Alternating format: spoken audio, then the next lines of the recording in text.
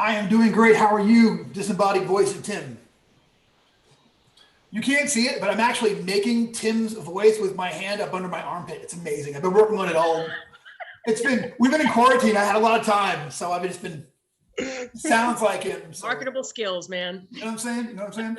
Well, thank you everybody for tuning in to Game Therapy. It's wonderful to have everyone here. I've got some new faces on the panel. I got some old faces on the panel, and it's wonderful to get everyone together here for this adventure, and I'm really excited. So let's jump right into the action, and we'll go ahead and get started. And okay, so first, for all of you that are all your characters, the first thing is a sensation. First, there's nothing, and then something. It's a combination of light and air and pain, and all of these things kind of coming to at once. You find yourself sort of like, going from, like, you look down and you see yourself as these formless, nothingness things that are starting to take shape.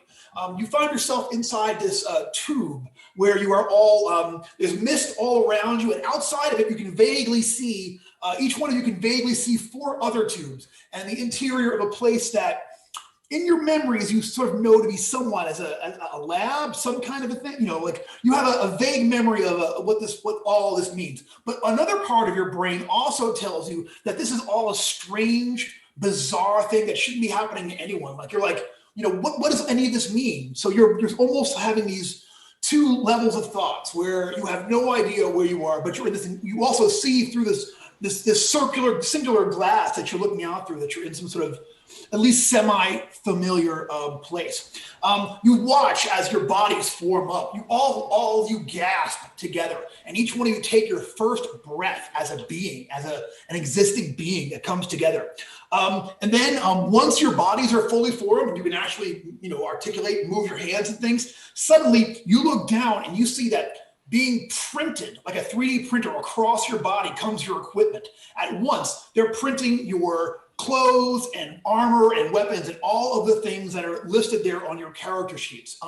Like you're looking down as your armor and your weapons are sort of like coming together line by line, very, very quickly, quicker than it took me to describe it. It happens. A moment later, there's a hiss of gas, and all of these cylinders open up, and all of you sort of like take your first steps out there into the world. Half of your mind, each one of you say, oh, we're in a laboratory. This is obviously some kind of lab. Everything is a little bit, you see there's a lot of damage, a lot more damage you would expect. The lights are kind of hanging askew. The place smells kind of weird. And far off, you hear a banging and an explosion somewhere far off. But at the same time, you also have these minds of, I am an adventurer. I'm a dwarf. I'm an elf. I'm a warrior. I'm a wizard. And I find myself in this place that I don't understand what's going on here. And you see in front of where you are, you see the back of a computer. Or what is it? You don't know. And there is a being in front of there. They're completely blue. They've got sort of like, they're humanoid, but they're hairless with kind of staring eyes. And they watch as you, very curiously, as you are formed over there. And then the being that you see sort of flops over onto the floor and drags himself over to you. And you see that they are only a torso. From like the waist up, they exist. They've got arms and legs. But from like the waist down, you see that they're just a tangle and mass of wires and bits of plastic that hang out behind them. They drag themselves over there on their hands, with you sort of like looking up at you from the ground as you sort of step out out of these cylinders that had been holding on to you. And it looks over at you and says, "Highly irregular. This is highly irregular. You don't seem like ambassadors at all." And they look over. It looks over at you, Bruce, especially, and it's like, "What? You look like a different species. What has happened here? Something in my calculations has gone incorrectly. I am very sorry. Oh, this is highly irregular. Highly irregular. I am so sorry." And then you hear, "Come out!" from somewhere like far off, and he's like, "Well then, ambassadors." I have, using the dwindling resources that I have here in the laboratory matrix, I have assembled you because I have need of ambassadors. There are some people who are trying to break in here and to take everything that we have here in the Hall of Records. And I simply can't allow that. So I've used some of the last of our power here and our material in order to create some ambassadors. So will you ambassadors go out there and to talk to these people and please make them understand that whatever claim they think they have to the Hall of Records and Catalpa Street across the board is incorrect and wrong? You'll do that for me, won't you, ambassadors? Sure. Sounds good. Very excellent. Very glad to hear that. I stumbled towards one of them, still a little bit uneasy, and tried to grab one of them and say, "Where am I? What is this?" Okay, yeah. So, this wizardly dressed person who looks like a comic book wizard, like a wizard out of the inside flap of a new fantasy game, is like, comes over and is talking to, I'm going to roll randomly here, to Jen, your cleric.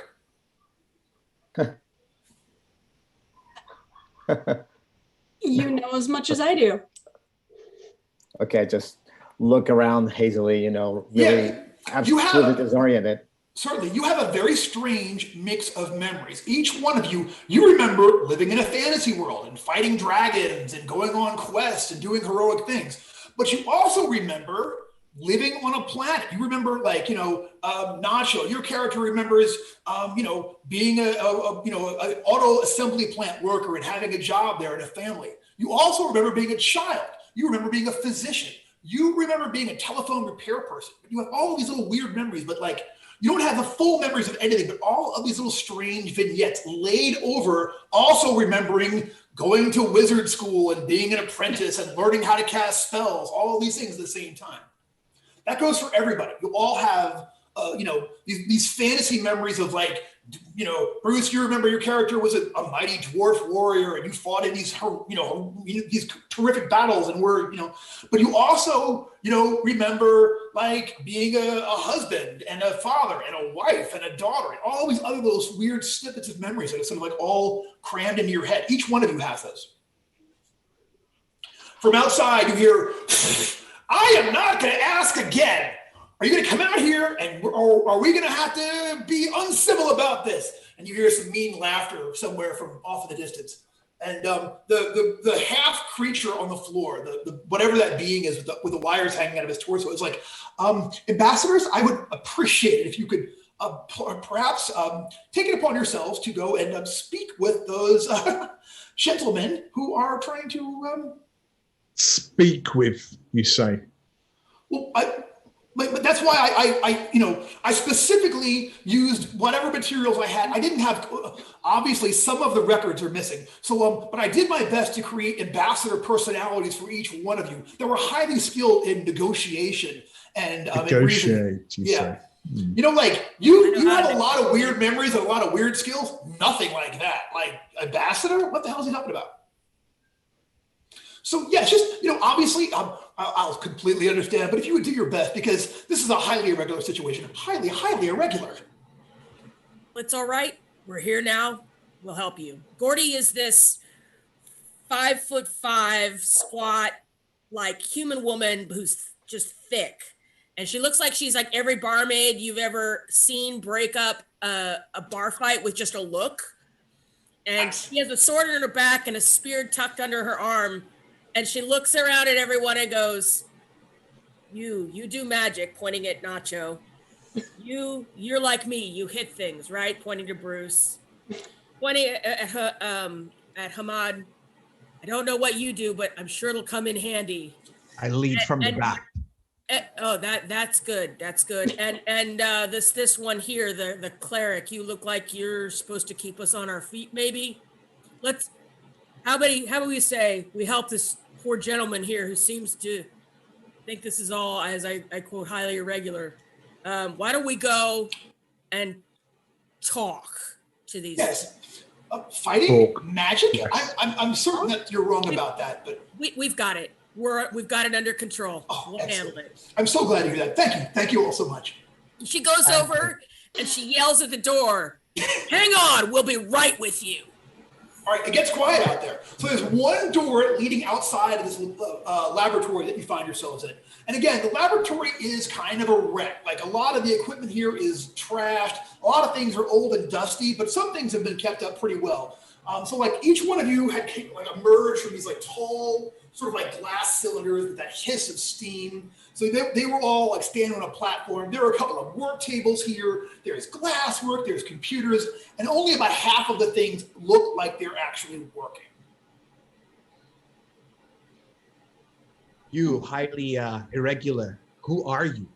Oh, well, of course, I am Servitor Corbin 17, completely at your service. I am, unfortunately, after the war and the catastrophe, I found myself the last one here to maintain the Hall of Records. So I have been maintaining it as well as I possibly could, given, of course, my extremely limited resources, since the war.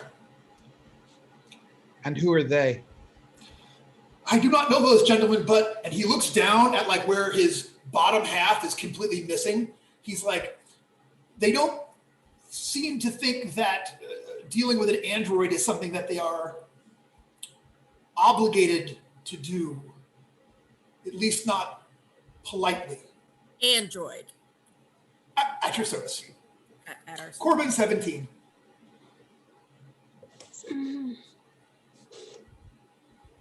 Surely by the sound. By the way, my character, I think, is going to look like this character from Conan the Destroyer, the magician there. Nice. Yeah. So I'm always like with one eye open and the other one closed, like this little. And Outstanding.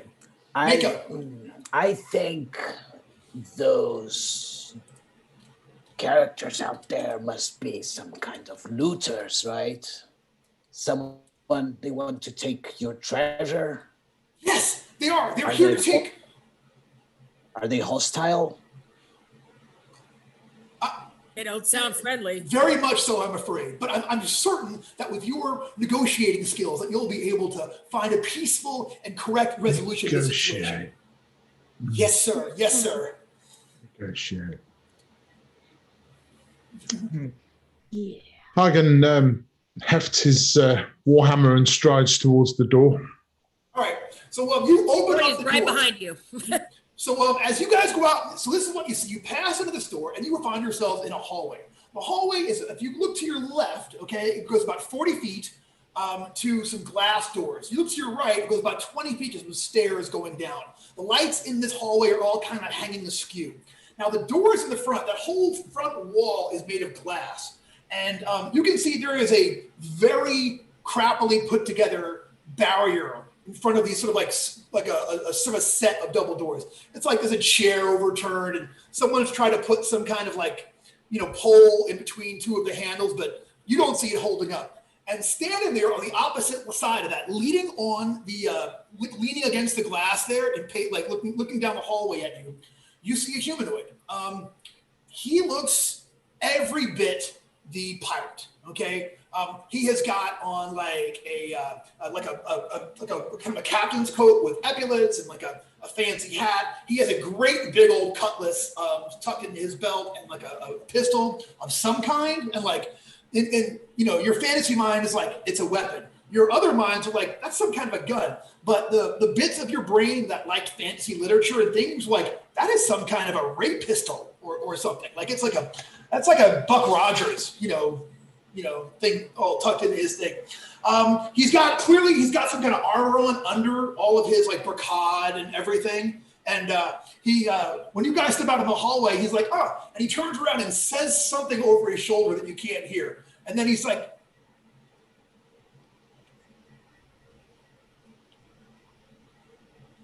Dwarf, I think he's talking to you.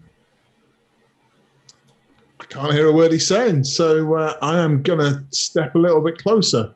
He says,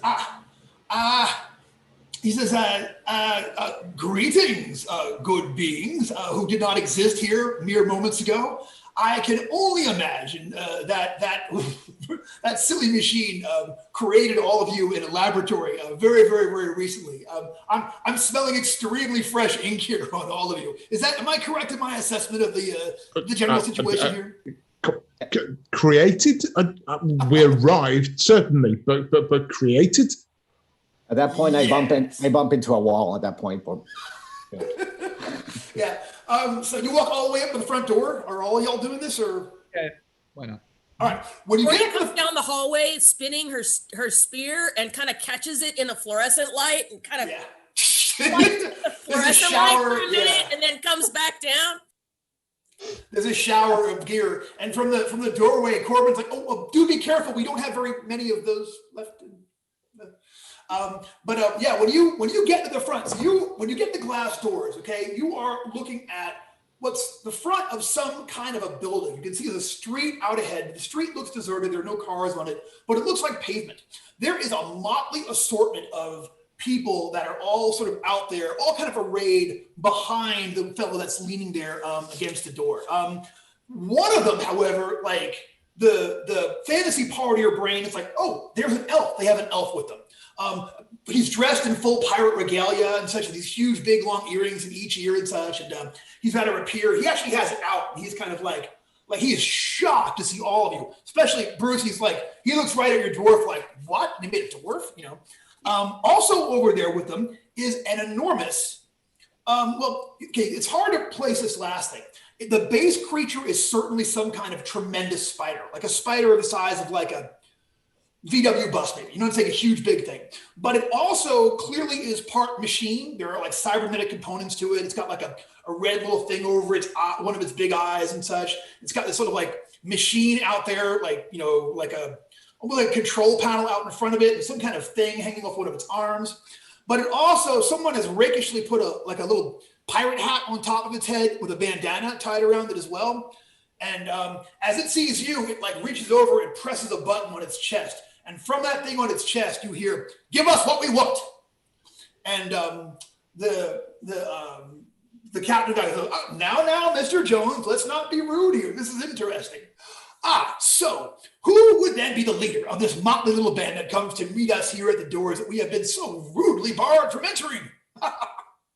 So my character kind of hides behind Gordy's girth, but leans over to the dwarf and says, "Dwarf, ask them what they want." All right, you can give me a hide check, hanging out there behind them, and see if you can actually go unseen by the people who are up front there. Alrighty. Yeah, will a 13 hack it? No. I'm gonna say you're looking for at least a 15. Look, die man. Yes. Oh, well, not necessarily the guy. It's okay. He's All thick. right. He's not that thick. All right. So, My job is going to be steering the wizard around. who is very disoriented still, like, what? You know, and like, anyway, he says, here is the situation that we find ourselves in, assorted vat-grown beings. We have claimed this entire chunk of planet fair salvage. Since there are no original descendants here, nor any, shall I say, survivors, descendants, or humankind, there are none here who to legally challenge this. So we claim all of this through right of fair space salvage. We'll take it now, thank you. And as for you, I don't know, perhaps they can restore you back into the components and put you back into the, assumingly the protein stocks that you came from, but I doubt it. Just explain yourself, man. Certainly. Would you like to come outside and we can talk? We'd love to hear all Or he's of this. lean over to the dwarf and go, "I know two things. I don't like elves, and I really don't like spiders. I don't like pirates. Let's go reason with them. This Corbin 17 has asked for our help. I say we help him. Is he paying us? That we can discuss later when he is fully in our debt." Yeah, well, I was going to ask, Brendan, are we somehow also compelled? No, you do. Okay. You are absolutely not compelled at all. I mean, you know, like you have a lot of memories, and those memories, you know how to, you know what an honorable thing is and what a dishonorable thing is, but you don't feel like you're forced. Magically. I mean, just to know the baseline. Okay. Yeah. You don't feel like must defend the place. You're just like, But it's all a very strange situation to all of you, clearly, as you are now, like 11 minutes old or so. Gordy just knows that somebody who was hurt asked her for help, and that It resonates. that It is she is completely- compelled by her own law Bam. to do that. That's what I'm talking Yeah. about. What's bugging Hagen is this claim that claim of salvage. Nobody owns it. I mean, maybe slightly selfishly, if I'm protecting it, maybe I own it or I own a part of it. I don't know. But I'm not going to let that, I'm not going to give that away just yet. I'm inclined to listen to what this guy's got to say. What do you reckon, guys?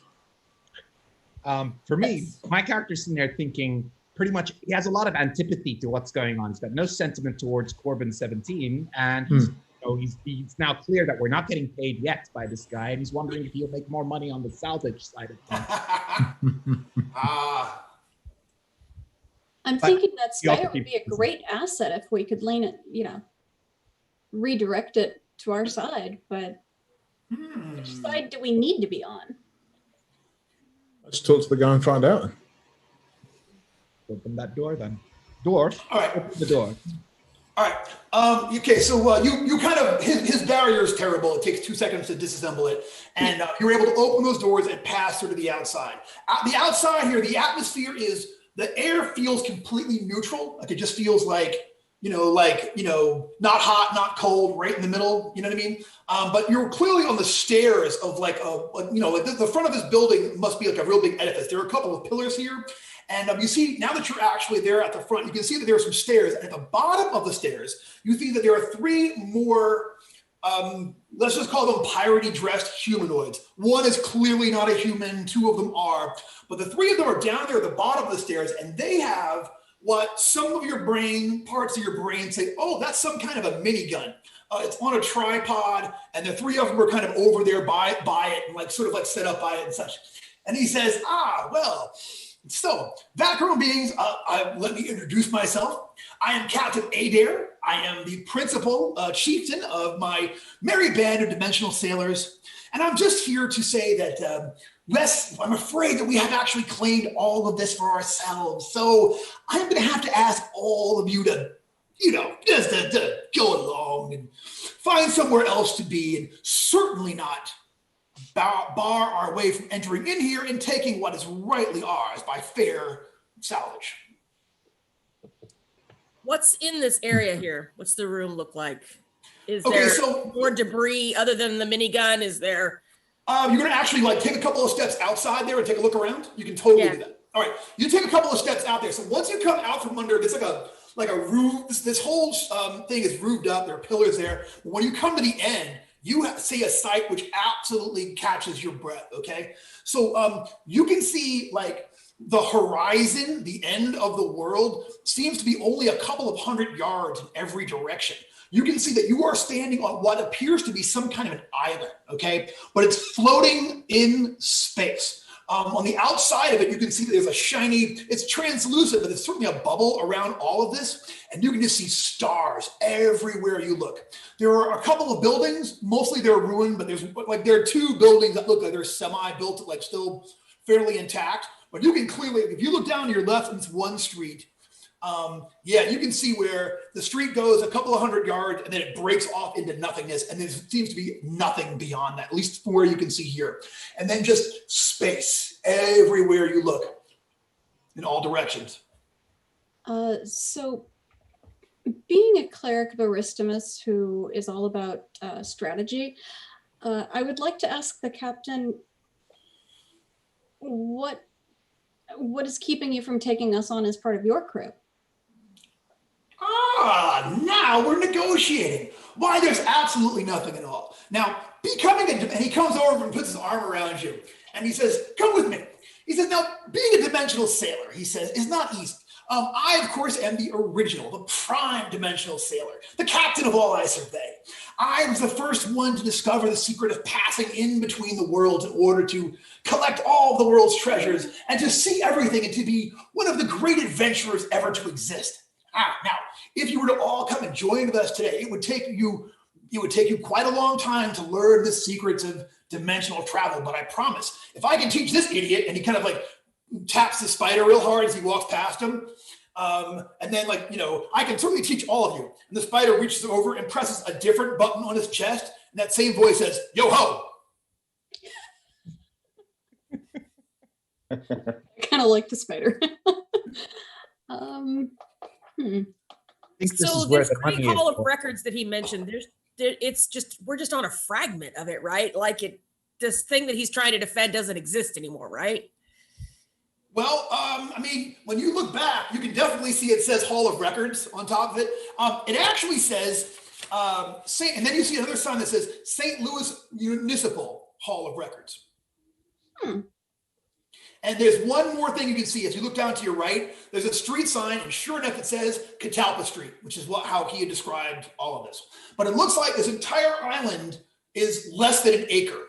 It looks very, very, very small. You don't know how deep it goes because you're just standing on the surface of it. But like from where you are right now, it looks like just a you know, like you're in the middle of space, and you know you don't see much else of anything. Brendan, my character's background is an outlaw. And so he's kind of been on the fringes. He's kind of lived outside of the law. Is there a chance that my character knows a little bit about what salvage laws are, whether they're a completely legal thing or if these are people kind of like bending the rules? You know what? I'm going to give you a roll, my cousin. Girl, roll me a D20, add your character level and your intelligence modifier on top of that. All right. Intelligence mod 0, level 4. Let's do this. 22 in total. He is lying. He is lying. He's apparently all of this. You think that this is just a line of patter that he is saying in order to put you off your guard, get you to do what he wants to do. But there is, I mean, you know, it's the kind of thing that you remember from your old outlaw days that you would hear, you know, like when the bunch of outlaws would sort of queue up and say, "Hey, there's a toll to go down this road," or, "Oh, we're going to regulate all these settlers and make sure that nobody else attacks you. So we're going to need money from you every month from now on, or we'll be kicking you all, you know, around until you cough it up." So it's a racket. Okay. It's a racket. That's exactly what you think, Mr. 22. A racket. Yes. It's a racket that outnumbers us and outguns us, so to speak, as well. Well, there's a total of 6 of them, so they do slightly outnumber you. And they do have that big old gun down there at the bottom. And also, Nacho, give me a same thing wheelhouse check. DC, roll a D20 plus your character level plus your intelligence modifier. All right. That will be 15, 19. Yeah. On top of all of that, you are like assuming that the one that looks like an elf is actually an elf. You're certain that he has magical abilities as well. Okay. As well as yourself. Did we lose somebody? They just moved around. No, I guess not. Hey, if you're out there, do we sound okay? Are we looking okay? I think we're doing okay. There's people responding to our play. Cool. Yeah, cool. Don't drive off the road, Jess, for God's sakes. Yeah. Hey, Marcus, what's up? You know what Yeah.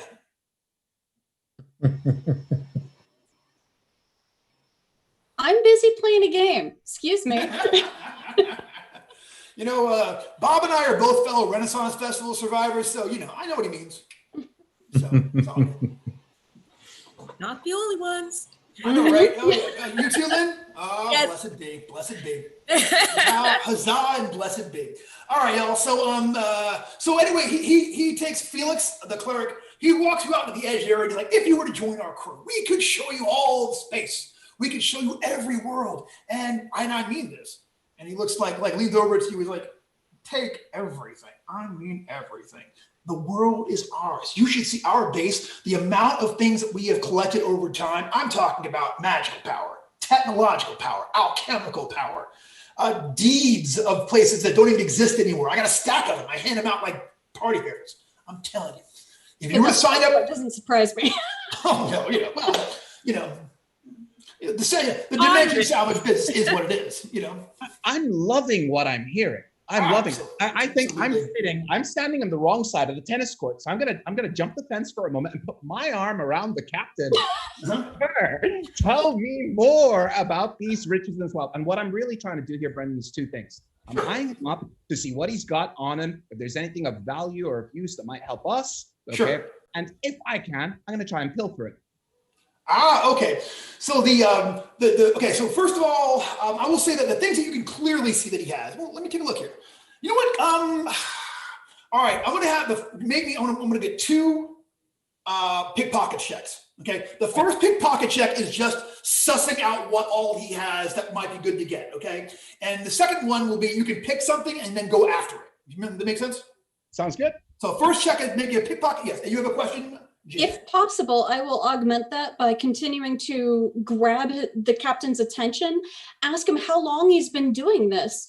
You know, how did he get started in this gig? Cool. Hamad, you know what, Felix, give me a personality check, but an easy one, like a 8 or better, because he's already into talking to you. Modified 13. Yeah. So Hamad, roll me a d24 on both checks. Sounds good. First, wow.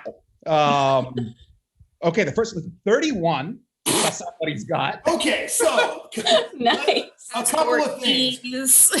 Birth certificate, credit rating. All right, so he has that cutlass, but that cutlass is not a regular sword. You can tell that cutlass is a high-tech piece of equipment, and you also think it's got defensive capabilities. You think that there's something about it, like it makes you want to not grab it. Like, you know, with the 31, you're like, it's a bad idea. He has that pistol, high-tech pistol. It's sitting in this thing. It's already live. Inside of his jacket, he's got a couple of, like, your fantasy brain is like, but your brain that's been from other worlds is like grenades. Those are certainly hand grenades. He has a dagger. He has a pair of like manacles, but like that are also seem to be high tech to you. Like they have a little digital display on them. And then 2 vials like stuck into the pocket of his waistcoat. You don't know what those are, but they look real interesting. Like you don't know what they are, but he definitely has them in easy reach. If that makes makes sense. Mm-hmm. All right. So if you want to make a second check, see with the same dice, you tell me what you're going to go after, and I'll come up with a number for it. There's 3 things I want to go after. I want the gun, the manacles, and the grenade. All right, the gun's going to be the hardest one because every once in a while he touches that. Like you can tell. Okay. You know what I mean? He's being careful about that one. If it's precious to him, then I think we'll go for the manacles and a grenade. If not, All right. Give me first roll for manacles. Roll those at first. You got it. I got a 21 for the manacles. Modified 21. Yes. Well, he's talking, so he keeps talking. He's like, "Oh, I've been doing this. We quickly found that transparent. Going from world to world changes the way time affects us all. So we are all my age. I'm older than all of you put together. Well, that's not saying much. I'm older than everyone you've ever met. No, that's not working either. I'm trying to think of a metaphor. He goes on and on. What are the rest of y'all doing while he's talking? 30. That's the second roll. What was the second roll at? What were you going after? With the grenade. Oh yeah, you can get one of those bomb things he has. Now here's the thing with the high tech stuff. Give me a luck check for your character. D20 roll under your current luck. 2 looks 14. Yeah. At one of the memories that you have access to is it was a military person. You know how to use these things. So, okay. All right. So while this is going on, what's everybody else doing? Are we? So who's outside right now? So the 3 of right now, if you can picture it, like Felix, the thief, and the guy who called both Captain Adair have walked down those steps and are kind of walking. Everybody else is still up there. Like you guys are like within look like touching distance of both that giant spider with the hat on and everything, and the that elf who's kind of like leaning against a pillar. Bruce completely eyeing your guys. He goes into his gear and he starts rolling a cigarette, but like makes a real business of it. You know what I mean? Like. Gordy's gonna look around at this acre-sized lump in space, which is just blowing her mind. She's only got an intelligence of 9, but she's not stupid. No. She's the impulse to help Corbin is being outweighed by the tactics of the situation. So she's going to go back inside. And I'm assuming I have a pack of some kind. What all do you have? What's your equipment look like? It's a banded mail shield. It doesn't really have anything else like that. So yeah, everything on your character is what you've got at this point. Like all the stuff you've got. Can I find a pack? You can head back. You can go back into the lab. So when you go back in, you can either go back into the lab or you can go downstairs from here. I'm going back to Corbin and using whatever I can. I'm saying, Corbin, I will help you. I will help you, but you have to come with me. And I'm going to pick him up. Oh! Like, I'm thinking like Igor the Corpse in Hellboy and put him on my back. So now I have Corbin. I'm helping Corbin. My compulsion has been skewed. I will come back outside and stand near Hagen. All right. And say, okay, what are we doing? All right. He's like, as you look him up, he's like, this is highly irregular. Yeah, just keep it down, because yeah. Okay. All right. As Gordy approaches, I'm going to sort of sidle up to the elf and sort of make eye contact. He's looking a bit sideways at me, right? I'm going to start patting myself down like I've lost my smokes and say, "Can you help me out, man?" You know, bonding over carcinogens. He like definitely tucks the lit one behind his ear in such a way it does not burn him, and like rolls you up like another one. And he's like, and he actually speaks to you in Dwarvish, and like his accent's terrible, but you speak Dwarvish and you know what he's saying. He's like, you know, this is going to end in violence, right? I'm looking forward to it, if I'm honest. And right before I hit him in the face, I'm going to say, I always wondered why elves had pointy ears, and now I know. And I'm going to swing. All right, cool. So do this. Give me, I'm going to call this a legit sucker punch. So give me a D, because you're both there. So give me a D, roll a D die first. And if you give me a 3 or better, you get a surprise round before initiative. If not, because he's ready too, you know what I'm saying? So yeah. I got one on the deed. I got one on the deed. It's an initiative. Okay, fair one. I like it though. All right. Yeah. All right. So let's, gentlemen, ladies, friends of all worlds and all nations, it has jumped off. So please make me an initiative check. Roll D20, add your modifier on top of that. Looks like I think you're getting your roll in here, because I just got a 7 on my initiative. Keeping up if you're watching from home, this is the fine tradition of game therapy. So I feel your pain. Right? What are you gonna do? All right. So Declan the Thief, I love it. What'd you get? I got a 19. Look at you, rock star. Okay, Hagen, what'd you get? 15. 15 for Hagen the Dwarf. Okay, Mako, how'd you do? What'd you get? 13. 13 from Mako. I love it. Okay, Gordy? 26. Dang. Rolling that 20. Hey, own it. And last but never least, Jen, how'd Felix do? Last. I'll just write last here. Classic cleric. 6. Yeah, that's it. You know what? Though I think it's not only a fine position for any cleric to be in, but also it'll give me a chance for the anticipation to build, because you know Felix has got a bag of tricks, right? I mean, that's the only way Felix has come. So, all right. So, Gordy, you go first. You see things are getting ready to jump off. The cigarette goes in the air. You know, everyone at once. Like everyone's like, you know, the 3 guys at the bottom are going for their gun. Like everybody has been waiting on this, and it's happening. So, but you are on top of things. So you are there with dude on your back, and I will say the closest, since he's over by the head, the closest one to you is that spider thing. Okay, I'm gonna take that spear, and I'm gonna, for my deed of arms, I'm gonna try to take it out by under the legs. Try to like not actually like topple him, knock him over. Yeah, like break a couple of those legs, make him hobble around a little bit. All right, all right. So make your regular roll plus your action die. He's all over armored and cybernetic, but we'll see how you do, Rockstar. Whiff. Whiff. All right. Yeah, that's Yeah. He is too. 9. Yeah, nah, cousin. He is much too big to be this nimble, and yet he just went and landed on the other side of your spear's wing. I hate them. I hate spiders. I need a broom. All right. And he's like, give us what we want. Yo ho! I want that now. And he's trying to find the right phrase. I'll kill you all. But he's going to have a moment where he can't figure it out. However, Declan the Thief, you are next.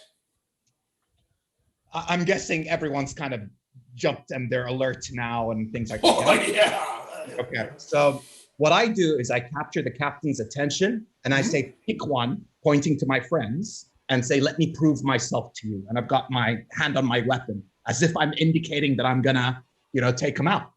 Gotcha. You know what? He looks over with a practiced eye, and he's like, the dwarf, he looks tough. Get him. I'll make you a lieutenant for this. You'll be a midshipman. You'll be a midshipman in no time.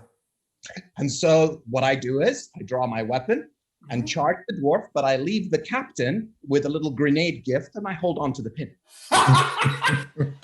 Dude, I am standing right there. Are you, Felix? Yeah. Felix. Dude. I distracted him so you could grab it. So you run off with just the pins from the grenade you snatched up with the grenade on him. That's so much fun. Give me more. Give me that all day. That's awesome. So you run over there. You see Declan the Thief running over at you, Hagen, like da da da da da. But he also has this ring around his finger. Give me a luck check. See if you know what that means. Yeah. Oh yeah. You're like. Oh yeah. And your first thought is, oh no, the cleric. But we'll see what happens because now it's your turn, and you are right there. You are like right there up next to the. Don't worry, God's on his side. You'll be fine. Mr. Grenade is not your friend. And if my action was to leave the grenade behind, then I'm done. Otherwise, if I still have an action, I'm going to help the dwarf. I'm going to say that pin and grabbing and running, that's your thing this round. Although there is one more thing to do, which is so as you get over there, right before we do that, should we do it on his turn? I think it's funnier if we do it on his turn. Like it takes a second for it to work. So we'll come back to that. But remind me, as soon as he goes, it's grenade time. So Hagen the dwarf, you are up first. That's that's a warhammer to the owl's face.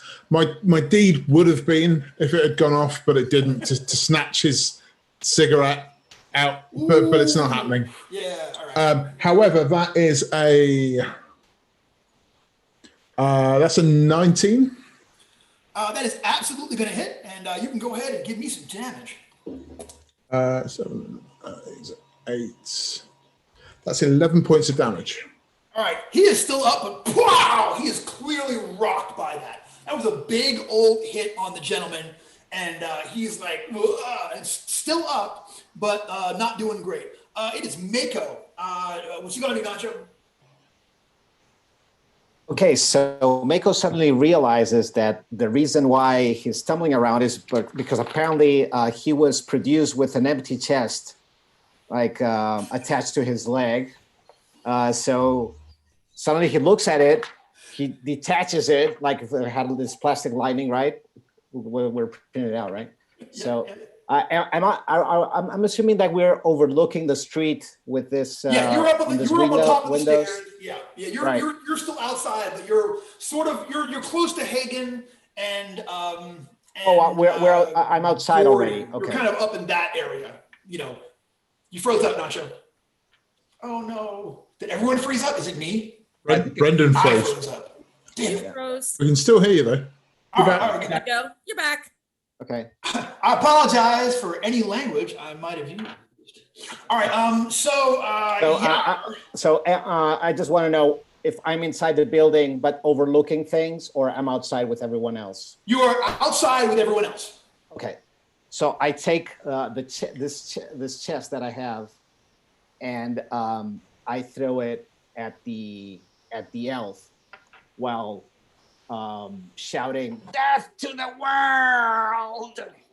And I just throw the chest at him. Empty chest. Whoo! Sails over at him. Give me a D6. I love the idea that it was stuck to your leg like an action figure accessory. Like oh man, Nice. So I just saw it here. Okay, I guess I have to yeah, just so, hunt with his chest. go ahead and chest not good throwy thing. So give me a D16 plus all your mods. Okay. Okay, so that will be just a 9. Okay. Yeah. I just slam it somewhere. Yeah, it kind of hits the pillar behind him, but he is still up like, what? All right, so it is officially their turn. So first thing that happens is Adrian's like, get the, So Declan, go ahead and roll me 3d10.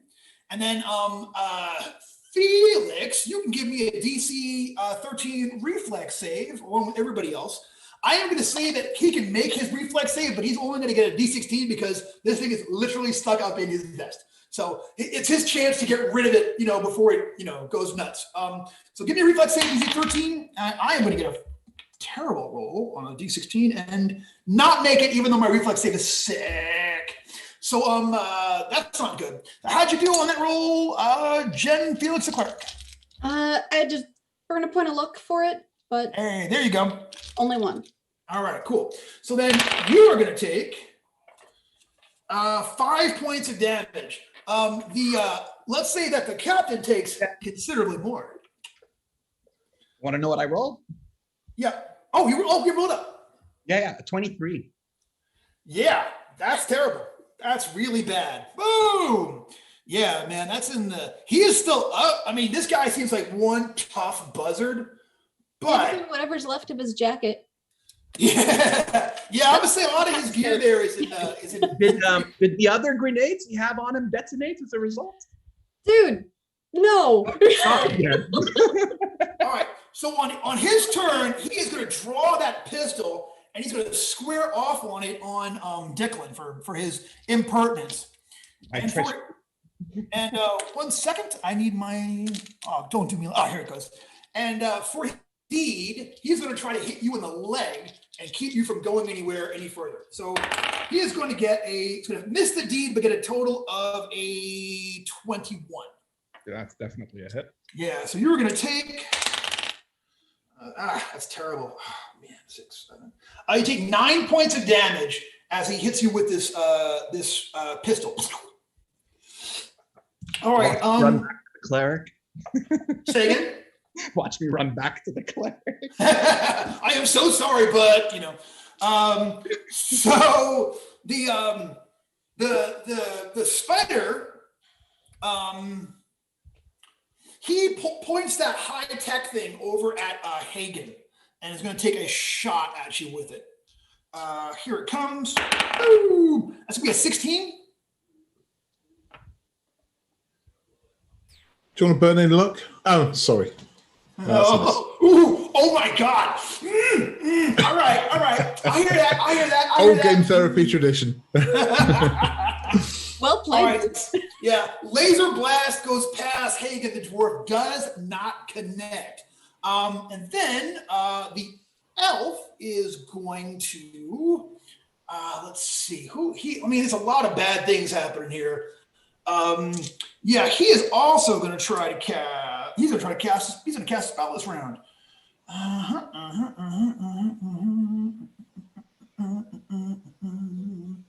Yep. He throws his hands up in the air and is going to. He calls out some magical words, and he is going to get a 14. Hagen, give me a DC 14 reflex save.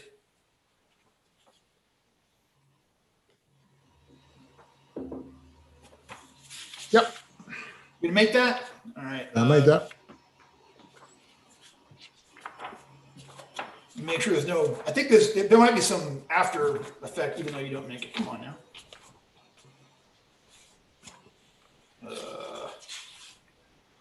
14.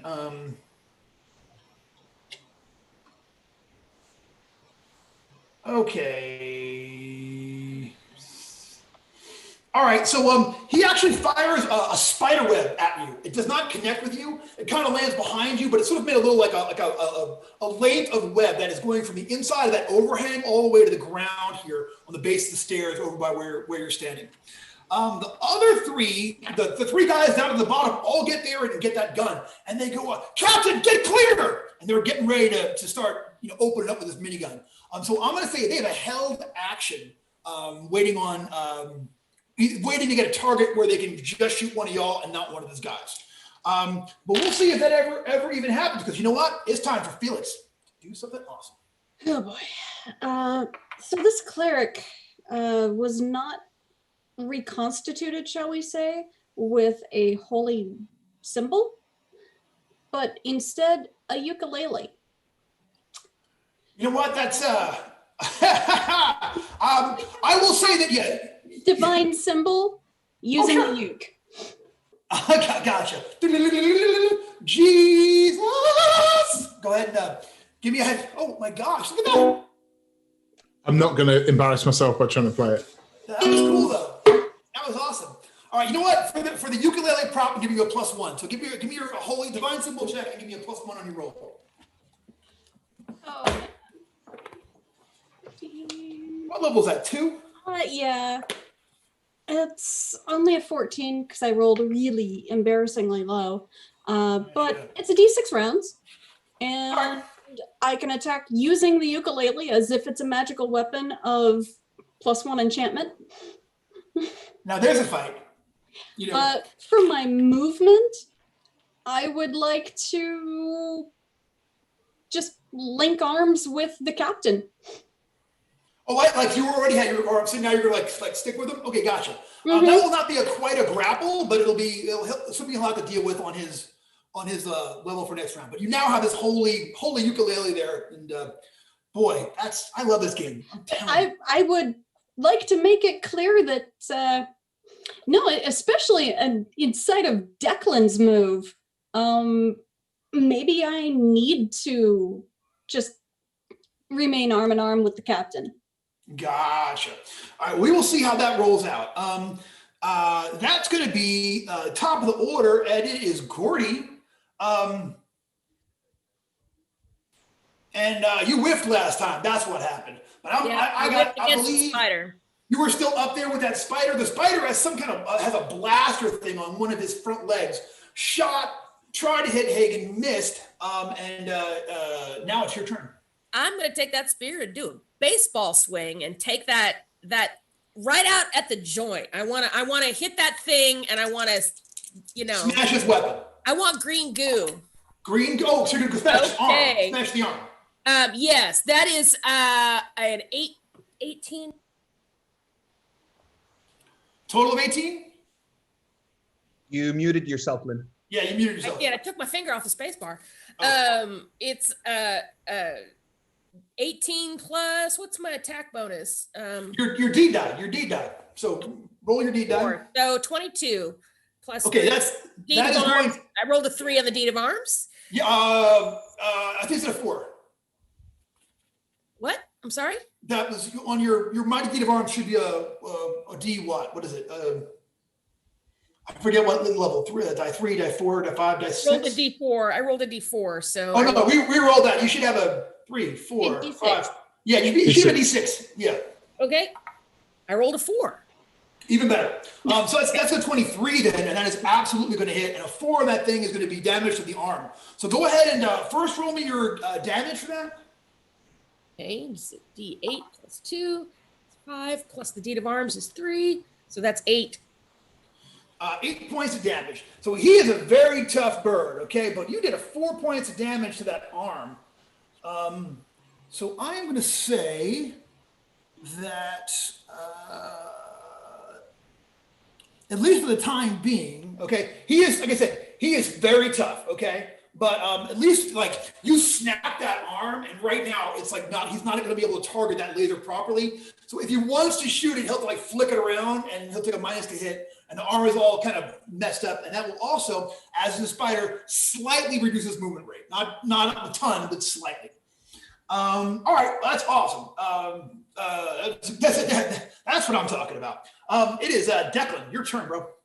All right, the captain's shooting at me. Declan will do this, actually. I'm going to try and toss the manacles to Felix because her being next to the captain is stopping that little mini how fun. from Yeah. blasting at her.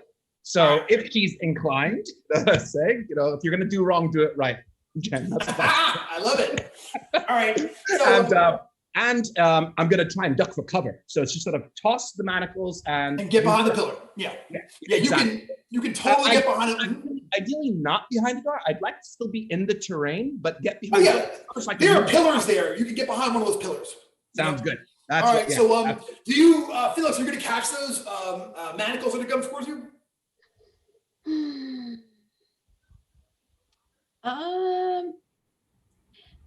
Negative. I've got the uke in one arm, in one hand, and the captain in the other hand. So gotcha.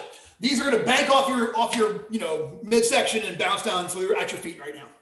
Yeah, half plate. So clank. Yeah, it makes a noise, but it doesn't. He didn't throw it to hurt you, so it just bounces off. All right, but they are there. That is where they are. So now it is Hagen the dwarf. Hagen the dwarf. The elf's still just about hanging in there, right? Yeah, he tried to hit with the spider web last time. It didn't go so good. No, so he's going to take the return swing. It's going to miss. All right. He this elf is like super nimble, and he just sort of dodges out of the way, and it's getting ready to draw a weapon. You think because although he might not want to fight, he might want to keep casting spells until something happens. All right. But we'll come back to that. It is Mako. Your turn, bro. Right. So I think I turn towards the crew with the minigun. Mm-hmm. And I start like, okay. And I'm gonna roll randomly what spell I'm gonna cast because I'm still a little bit, rusty. All right, I love it. Yeah. I love it. I also love that Mako's trying to spell duel the minigun. I mean, I just give me that all day. You know what I'm saying? Fantastic. Okay, so feels like home to me. Feels like home. So it turns out it's going to be Nithal's porcupine coat. Wow. This is one you don't see very much. So yeah. Okay, and now I'm going to spell burn the hell out of it. Good. So 9 points of strength going there. This is just because I'm completely. Go, Rockstar. Burn it down. I ain't mad at you. Okay, that'll be 8 plus 9, 17 plus my level 21 plus 2 intelligence 23. All right, 23. The caster's body erupts in sharp, stiff quills, plus 2 bonus to armor class. They do not inhibit spell casting. And anyone that attacks you in melee combat has to make a DC 20 reflex save or after their attack, or take 1 die 4 points of damage from contact. And you can also use them in melee combat for 1d6 damage. And you can throw them as a missile attack, 20, 40, 60 range for a die 6 damage on a successful strike. So you are the Quill Master. The Quill Master. Mako turns into an angry cactus. I know, right? An angry, confused, but very much satisfied cactus. All right, it is their turn. All right, Captain Adair. Here is what he is going to do. He still has his pistol out, but he is going to grab his sword out and take a swing. And what his deed die is going to be to both get free of Felix and also sort of like get down real low with this kind of like, cross-legged fighting stance and try to stick you, but also get like, sort of an anti-lunge. You know what I'm saying? Is he actually attacking me then? Yeah. He's trying to get out of your, get out of the range of you. So, and it's a crit. He does not get the deed though, so he's still in range. But that is a crit though. And it's he's got a hella crit table here too. So let's go ahead and do this. That weapon is going to be, it's going to do 4, 6. It's going to do 9 points of damage, but it's also What's your, does your character have a luck modifier? Currently 1, because I'm at 15. All right.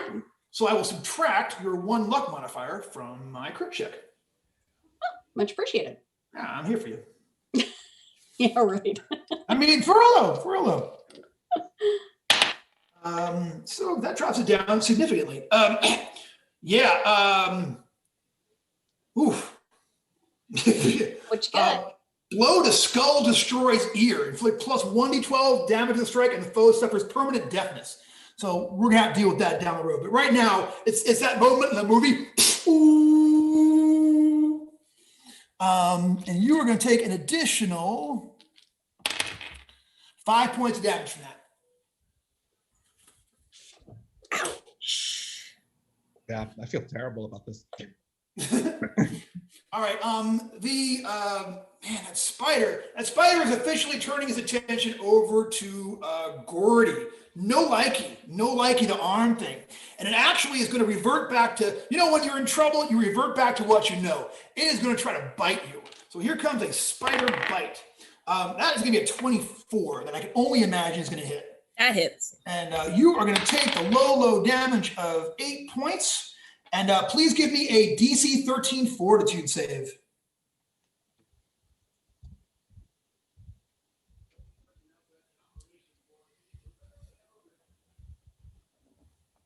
You're muted. Seth doesn't work. That does not. Okay. You feel when it bites you, you get this really kind of like gets you like a stinger. You know what I'm saying? And you are going to take an additional 1 point of damage. You feel venom coursing through your veins, and are feeling all kinds of bad. So, Mr. the elf is going to run and get. So there are 2 pillars, and right now Declan's behind one. It's going to run over. It senses this minigun thing fixing to happen, so it's going to run over and get behind the other pillar over there, and it is going to taking cover over there is going to cast a spell.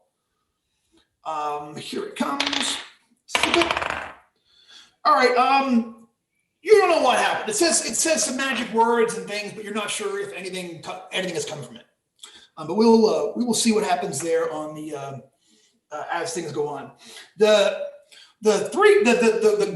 gun team actually are going to spend. It's going to take their entire round, but they're going to pick the gun up and move it about 10 feet over to the left. The 3 of them working together so that they can get an angle on somebody because they got nothing going on over here.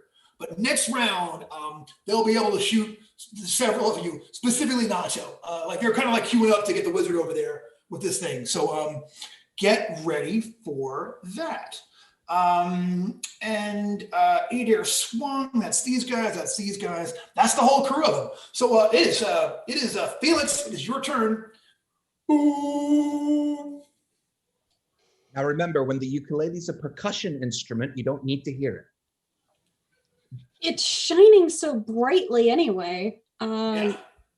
But instead of doing the El Kabong thing, I think I'm going to hold it up as kind of a misdirection and then begin screaming because, of course, deaf. Yep. Screaming the paralysis spell in his general direction. Gotcha. Deafness. I think. I can still speak. Yeah, you can still speak. Pronounce the words needed to. I think for a wizard, I would be looking at a minus, but I don't think it's going to fit a divine spell. So go ahead and make me a paralysis check for a spell. Go ahead and give me a shot. Do it.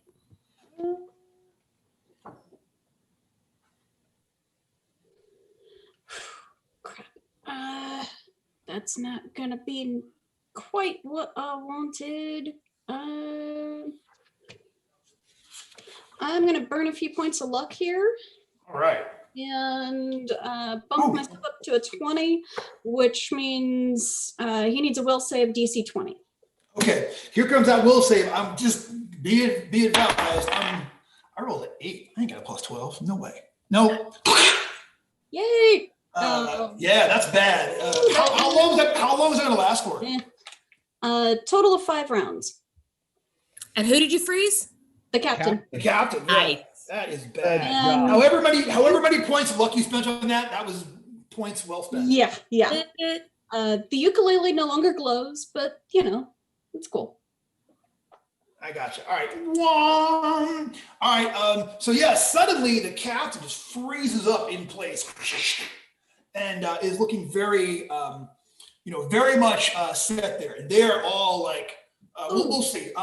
Can I grab the manacles that are at my feet? Just as a paralysis is 1 action, as opposed to taking the full round. Yeah, I think you got to grab those next round. Okay. That's a movement. Like grabbing a thing would be a go. So, but they're still right there, and the guys with the guns are not going to take a shot at you and possibly shoot their paralyzed captain. That's a keel hauling right there. I guarantee it's a keel hauling. Could I bend down to be on the same level with the captain then? You can bend down to get your move action. You can totally bend down. I'll crouch down then. All right.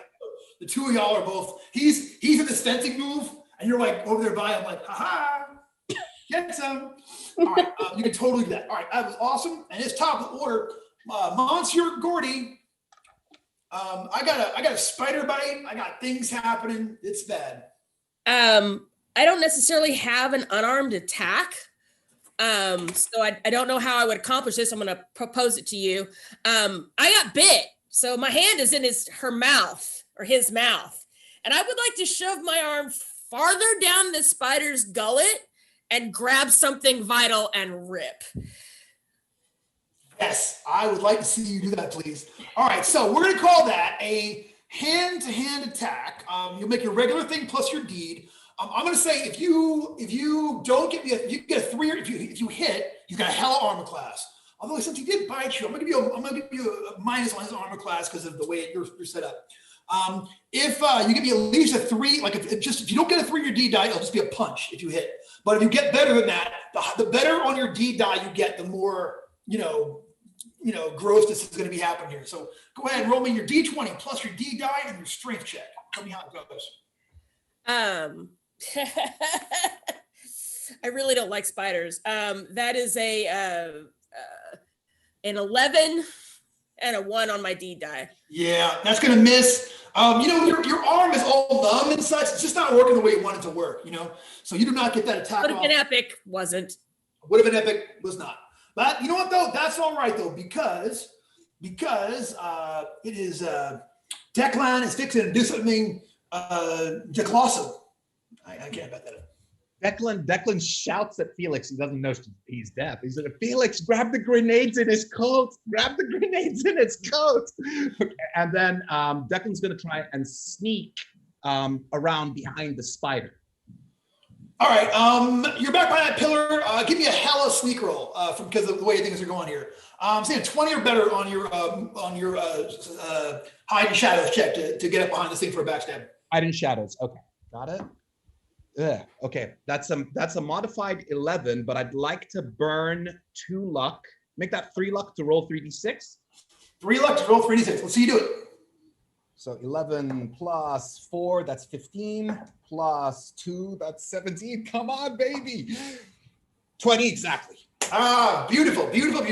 Yeah. So very slickly, like he yells on the one side of the pillar, and then sneaks around on the other side and comes up on the opposite side. The only one that sees him there is Gordy, because Gordy's like looking right down the barrel of this guy. All right. That was awesome. Thank you. Is hide and shadows technically an action, or is it part of my movement in DC? As in, for this would be an action. Like you couldn't. This is what you did this round, was to sneak up behind this guy. It kind of depends on circumstance, but in this case, with all that, I'm just saying that you have snuck up behind it, and next round you can do something horrendous. If the price is right. Now we're not done though, because it's time for Hagen. Hagen, this elf just tried something else from behind that pillar. You're not sure what happened, but it looked, Rudy too, you know what I mean? Just not cool. Sure.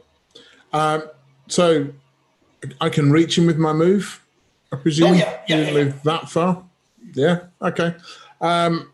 Just realised I haven't really been wielding this combo of Warhammer and Shield very effectively. Yeah, you're thinking, you know what? I could be doing one of these things. You know, I feel like I should be following this up. It's all coming back to you, man. It's all coming back to you. So that was 15, 16, 17 to hit with the Warhammer. It's going to hit. Which does 4 points of damage. Okay, he's Following up with the Shield Bash. That is 15 to hit. Yep, that is going to hit.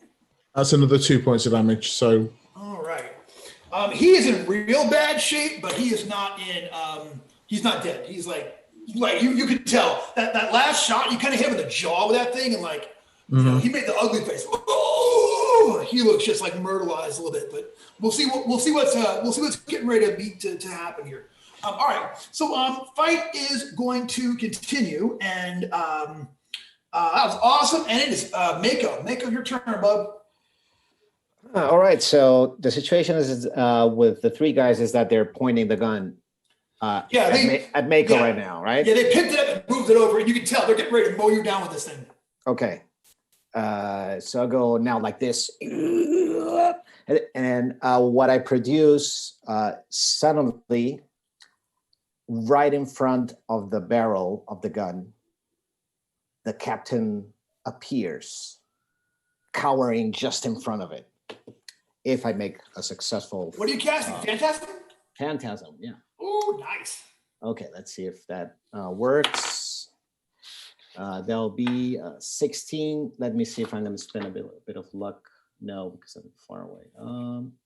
Create an image up to man size. The image must be something of which the caster has visual reference, the captain, or has seen recently. The image springs into existence at a point indicated by the caster. You got it.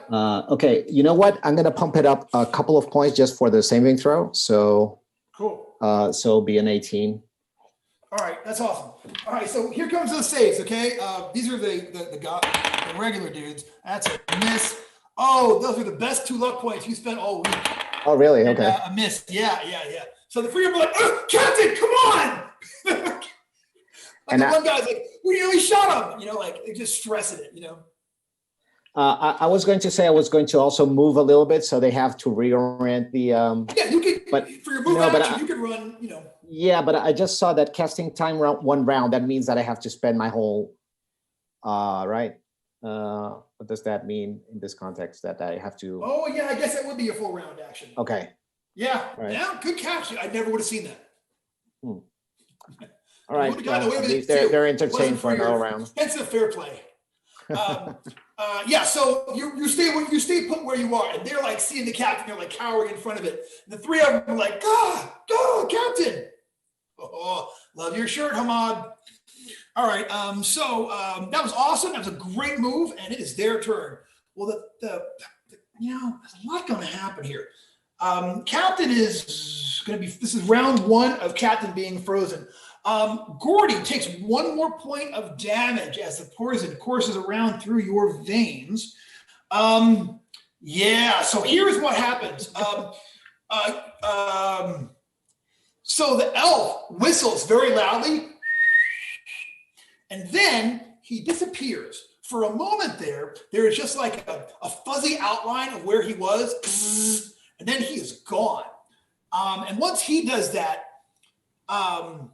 the rest of them all disappear as well, including the real Captain Adair. The bunch of them just sort of fade out at this point because the captain can't move. They're a little hornswoggled here. So the crew of them disappear. You all find yourselves out here. Awesome. You find you're here all by your lonesome and out here with and over your shoulder, Gordy, what's his name? Corbin 19 says, that was like no negotiation I had expected. That was highly irregular. Highly irregular. What was that? I saw no. I failed. I meant to make ambassadors, and I created. I don't even know a gang. Maybe help us some help. Of course. What can I do? I'm being ungrateful. I am sorry, but violence upsets me. I'm programmed to despise violence in all its forms. There's a spider biting me. Help. Oh, all right. Yeah, the rest of y'all can see that, like, where Gordy got bit, the whole area is turning purple and white and looking bad. What are y'all gonna do? Oh, is the spider still around? No, the spider's gone. They all disappeared. Every one of them disappeared. But Yeah, Gordy Felix stands up yelling, I did not give you permission to leave. Where did you go? But full volume yelling. Yeah, shrieking out loud. Yeah, Gordy's gonna. Whose turn is it? We're in non-combat rounds now. They have disappeared. This is I look to the cleric and go, ow. Can you help with this? Just kind of holding my arm up. That's a really good question, Brendan. Can I? No, you can if the dice is right. Yeah, this is a poisoned, but I will say in the intervening thing, you take one more point of damage while you sort of ask and they sort of wander over. So 10 more seconds shall pass. So it's just a poison. It's not an ability score drain or anything.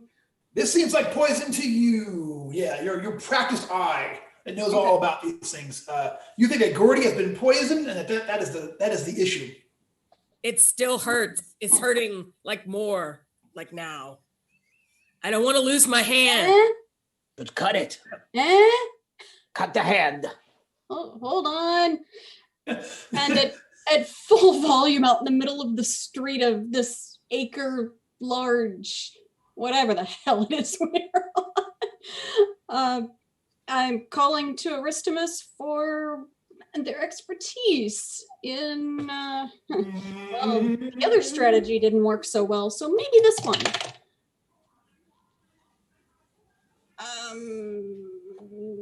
So that's my first checkbox of owie.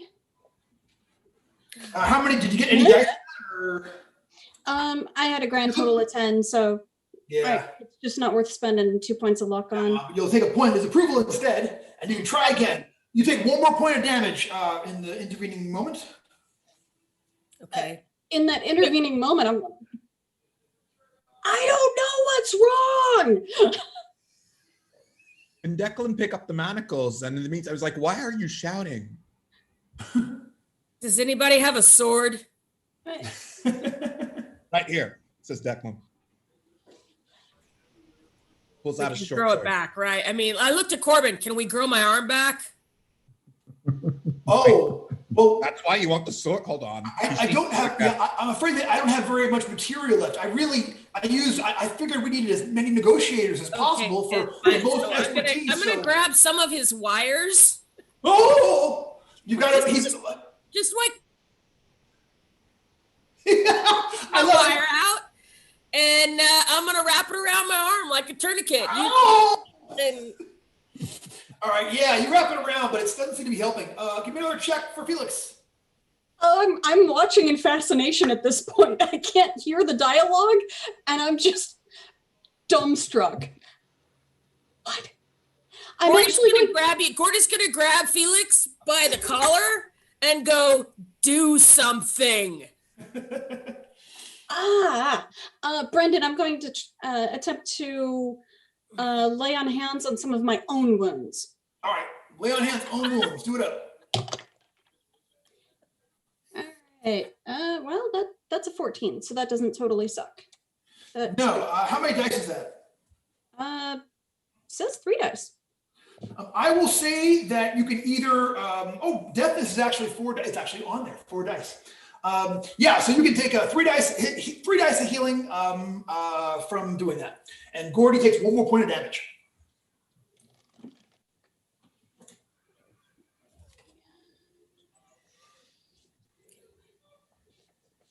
Are there any is there anything that we can make use of in the building so that they have, you You know? have a first aid kit?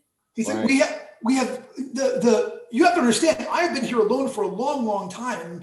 And there was a first aid kit, but I used some of those materials for repairs and things. And I'm just gonna go back into the building and start looking if there's anything in here that might be able to help, because these All right. people are no help. all right. Declan has the handle poison ability. Is there a possibility that he might know how to at least mitigate the spread of this poison? Good call. Give me a check. Give me a give me a poison use roll in order to.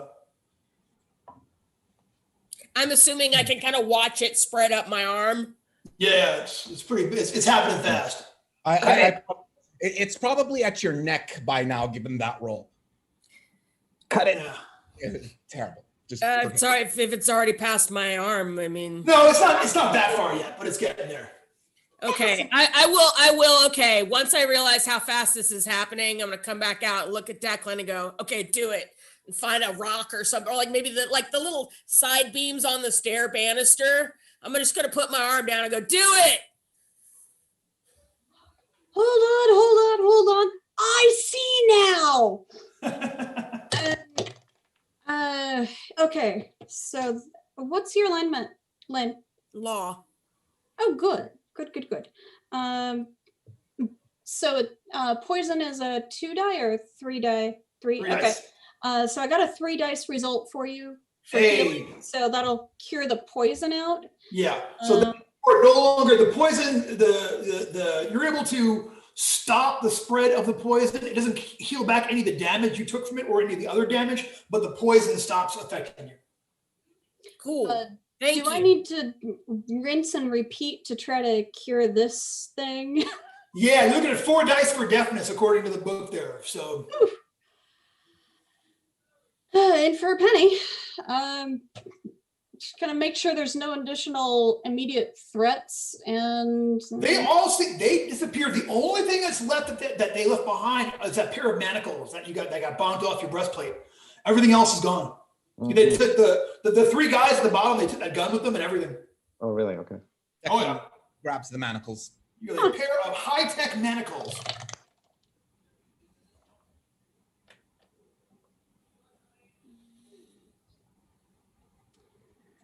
no, I just got a 2 die result that time, but I could still use some more hit points, so I'll take them.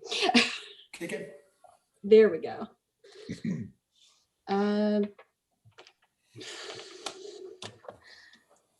Kind of flummoxed at this point. I mean, I hate to sit here and metagame the whole thing and just keep rolling until I get it. So I'll just kind of follow around for a bit. Gotcha. Hanging out. All right. Gotcha. Yeah, maybe I just got my bell rung. Maybe it'll go away. Maybe you'll pass. I don't know. Maybe you'll pass. I am fully healed finally. All right. Cool. That was a lot of hit points, man. Is that crit? Nasty. Yeah, that was a yeah, like he's on table question mark. So all right. But fight. Well, it continues. So we are all now out on the front stairs of the St. Louis Hall of Records on Catalpa Street. And yeah, apparently on a little patch of an island floating through space. Corbin, Yes, yes, Lord. Sorry. have you been out here before? Did you know that this was all that was left? Oh, of course. Yes. Oh, after the war, well, for the longest time, he says, Catalpa Street, at least this portion of Catalpa Street, we have been part of an amazing diaspora. All of the different, the war had come to our world. All of the planets that our people had made war on over the years came after us in one savage attack and blew the world apart. We thought it was over, but then the Zwergs came. And the Zwergs each rescued portions of the planet. And so before all the oxygen and everything disappeared, the Zwerg put his magical field around us. It's not magical, but it seems like magic to me because it's so amazing. And it has been this way ever since. And for hundreds of years now, hundreds of years, we've all been together in the diaspora. We have all been floating together, all of the different pieces of the planet, all of us on our way to some magical place there at the end. I, of course, do not know where, but we were on our way. But somehow those gentlemen that you... They're gone. Did the thing to, yes. They're gone. They negotiated with of a sort. Oh, that's what I did. Oh, I allowed for alternate forms of negotiation. I was thinking perhaps bribery. I see what I did now. Oh, that was highly irregular. Oh, Corbin, you fool. Corbin, it's done.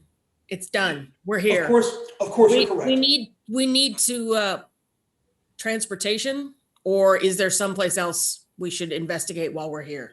I don't know. I mean, we were part of for hundreds of years. The thousands of different pieces of the planet were all floating together. We were one of the smaller pieces. There were larger ones, but there were also many small. We were all floating together. But those gentlemen found some way to take Catalpa Street off course, so that we lost our way from everything else. So I don't know what's to be done now. I'm gonna look over at Declan and go, thoughts? So you mean we are stranded here? It sounds to me like we have to somehow find our way back towards the main body of, the. We absolutely must. We are a bit stranded, I'm afraid. I love it. All right. Well, how do you steer this thing, Corbin?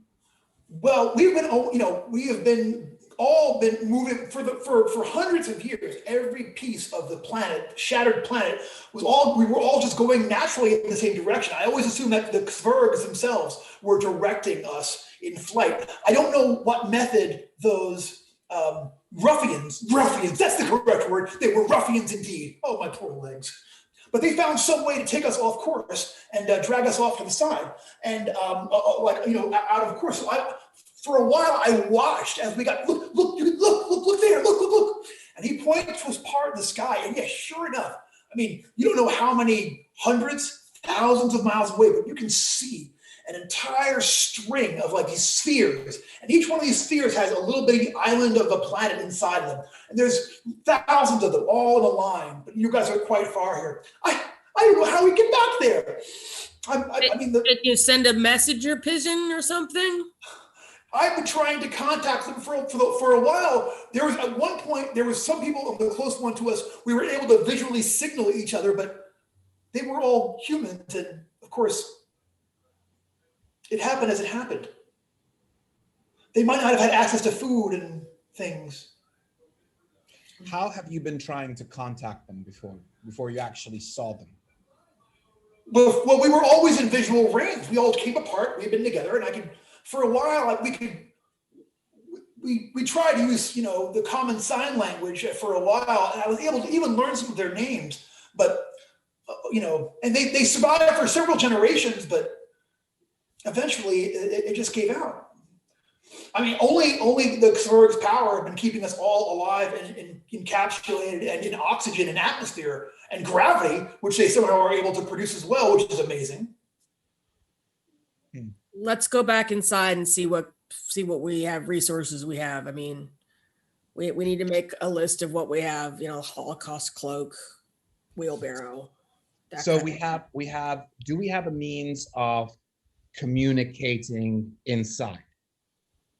Is there, can you use your gadgets and your gizmos to communicate? Well, inside the building there is. That's what I'm talking about. Oh yes. I'm going to ask him to point me where he wants to go, and I will cut it. Yeah. All right, so you take him inside, and once you get back, once you're back, just like this. Once you're back in the laboratory, you can see that he's got an overhead speaker where he can be testing, can you hear me? And You can hear his voice throughout the building. I'll sit him back down in his control seat. Sort of like maybe use some duct tape to sit him back up. Hey, He has a little nest there that he had been sitting on before. Okay. Hey, we can use that to talk to the cleric. Poor cleric. I mean the loudspeaker. I mean. Oh! I'll tell you what. Corbin tries common sign language. Give me a luck check for Felix. Roll low. I do have an extra language spot that hasn't been filled. If you want to use that for common sign language, you can use that. That'll be fine. Sure. All right. So yeah, that is one of your languages is the common sign language of the old planet. You were able to communicate that way, and he is able to relate to what everybody else is saying. What kind of records do you have in here, Corbin? This is a hall of what records? The hall of records, everything. We have all of the births and deaths, the properties, everything going back 1,000 years. But more than that, we also have, towards when the war started, they started to make complete biological records of everyone. So downstairs in the hard drive files that I have, I've got the memories and the lives of everyone who ever lived here. That's how I was able to put you all together. I tried to draw from those skills and create myself ambassadors in order to help me negotiate with those ruffians. Alternate forms of negotiation. I know what I did. Okay, well that's Yes, interesting. Felix. I sign, is that what you would consider the most valuable asset in this place? Oh yes, the Hall of Records. That's the most, he basically says, the Hall of Records, he has the collected information of everybody, he says, I've got records here. We've got redundant records for, really the entire continent and in some cases from beyond. I mean, it's more, now that the world is gone, all that we have are these memories, this is the history of everything that took place in our world. I have all of the media records, the history records. I have everything is here. And that's why I couldn't let those ruffians take everything. It's so important. I've always thought that one day we would all meet up there at the end, wherever the Xvergs are taking us. And that once the Xvergs took us there, that we would all get together again. And then these records would be absolutely invaluable. This is all of the proof that humanity was alive.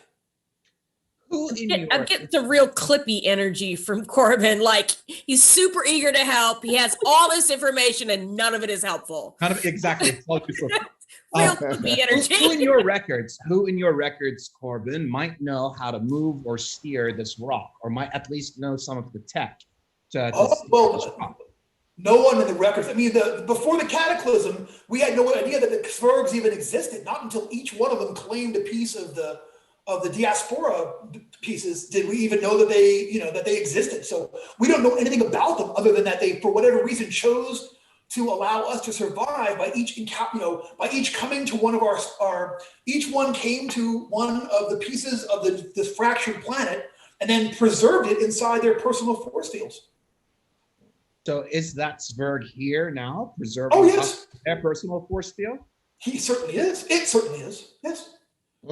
Gordy, can you pick up your hand back and let's go visit the Zverg. That is useful information. Thank you, Corbin. Of course, but I really should stay here. It's my programming. I'm technically not supposed to leave the building, although I have several times on official business to take surveys and to take pictures and record everything. Do you have something that could help translate for the cleric? So she can sign and we can hear what she's saying. He's saying. You know what? Let's have a luck check. Gordy, give me a luck check for Gordy. If maybe they have something like that. Luck is 10. D20 under. I rolled a 4. He's like, I do have something like that. So they're down there in like the record hall. He has me take them down there. If you can picture it, this is like, the top of the building is tiny compared to how big it is underground. There's a huge, big, giant underground vault here. And amongst the other stuff that they have a translator that will allow you, it's not like convenient, but you'll be able to use it. Like you could be like, speak and spell things into there and be like, I think we should go to the next door. And, and vice versa. Thank you, Corbin. So we're all like underground now with Corbin, yes? In this room, in this vault where we got the translation device. Yeah, and like you look down, there are aisles and aisles and aisles of these, of these like, like you have memories of these things being all these digital files, but there's also like there's paper, there's hard files here, there's microfiche, there's like this whole big thing of newspaper where he's just got this giant piles of newspaper he's been like preserving. Like he has like the last functioning dehumidifier sitting in one part of the room, making sure the papers. Now they're all crumbly, but like they're still at this point still preserved. He's like, are there any spells? Maybe this hard drivies, you say? Well, magic doesn't exist, of course. There are records of the times before, but they're all. What do you mean magic does not exist? Look, I don't know how any of this has happened. I don't know how. But perhaps Corbin, the Sverg. Perhaps if there is magic here, then the Svergs are the ones who are the keepers of it. But this happened to me. I was just a record keeper. We didn't have magic back on old Earth. We didn't have any of these things. This is all highly irregular. It's all right, Corbin. We're just negotiators. Let's go. All right. Where do you need to go now? Sverg. Oh, well, you'll have to go into the municipal building down the street on the far end of Catalpa Street, but be careful. It's sustained a lot of damage. Why are you not coming with us? That is highly irregular, apparently. I can't leave the Hall of Records. Why not? It's my job. I'm duty bound to protect everything and make sure everything is okay here. I have to empty the water out of the dehumidifier every couple of hours. We're just going to stop working. It'll fill up. Maybe when that happens. Do you think we should take him with us? I think we should. Yeah, come on, Corbin. Are you certain it's necessary? It's very necessary. Plunk, plunk, plunk. Nobody is going to fire you for it. I'll have to sign out. Okay. Like up in the very front, the front desk there, and he opens up this book that's sitting on the thing there, and like there's literally like 600 entries. It's just him in and out of the building. And he signs it, and checks the time, puts the time down. Well, all right. So at least now there's an official record of what happened.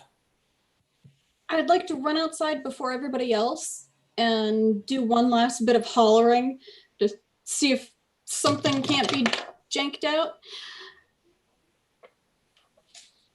So How close are we? D4 for disapproval. Oh, okay. All right. Give me a D4 check. A 4. All right. So suddenly you find yourselves in this like this ancient map room with a giant vaulted ceiling and like this dark figure there, like almost like crumbling to dust, and it kind of picks up, and it is like the worship. It's back from thousands and millions of years. It's been quiet and nothing has come my way, but I see not only a true believer, but one who in the past we had made a covenant with, a true follower. You are Felix, and you believe still. And yet you have been on this world for hours and have not established a temple yet of Aristemus. That must be done.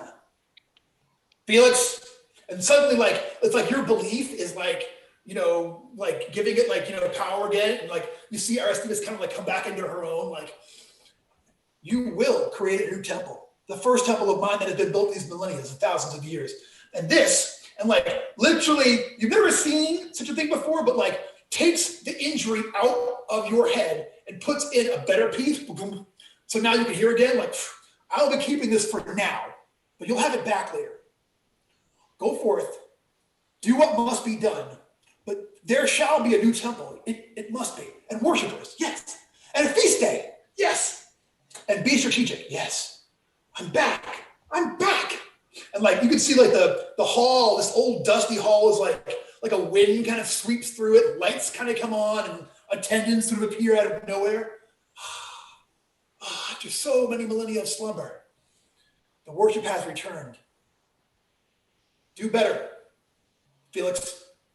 And like, you kind of pop back into yourself. You can hear again, but only temporarily. And you have been now tasked for your disapproval with creating the first new temple of Aristemus, I have one question. So I look back to the building where it says St. Louis Municipal. Is that in physical lettering? Like somebody painted it onto the building? Or Yeah. is it like an LED readout? Oh, no. It's like a cornerstone. You know what I'm saying? Like, established 26, 22. You know what I'm saying? Like it's, it's an actual cornerstone built into the building. Right. It's not movie house letters you can just sort of swap around. Exactly. Hey, Corbin. Yes, Felix. So short of going through periodicals and clipping out characters from the paper and gluing them into place, do you have anything along the lines of paint? Do you have any resources with which to maybe summon one really, really low scale ambassador that we could task to, set to doing this? I just need to change the sign over here, and then you and I are going to have a really long talk. You can't, okay, this sign cannot be changed. Aristemus says it needs to be. Is that one of the mayor's assistants? Who? Cooperate with me or I will deactivate you. It shall be as you say. Thank you. I'll have to do the changes myself. Perhaps I could put another sign here. I could do that myself. I would do that for you. The St. Louis Municipal Temple of Aristemus? Done. All right. So do you have any info in your files on Aristemus? I've never heard the term before in my life, and I've heard everything. At some point. Wait a minute. I'm accessing something here. Way back when, more of a lesser deity, but here on this rock, the only one.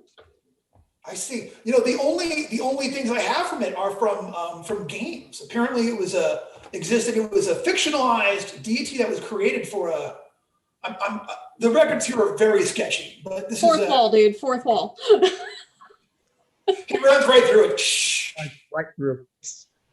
Brilliant. Yeah, he kind of describes like this. Yeah, I can see it. It was a fantasy. Oh, that's I didn't have a whole lot of combat records, so I had to draw what I could for the alternate.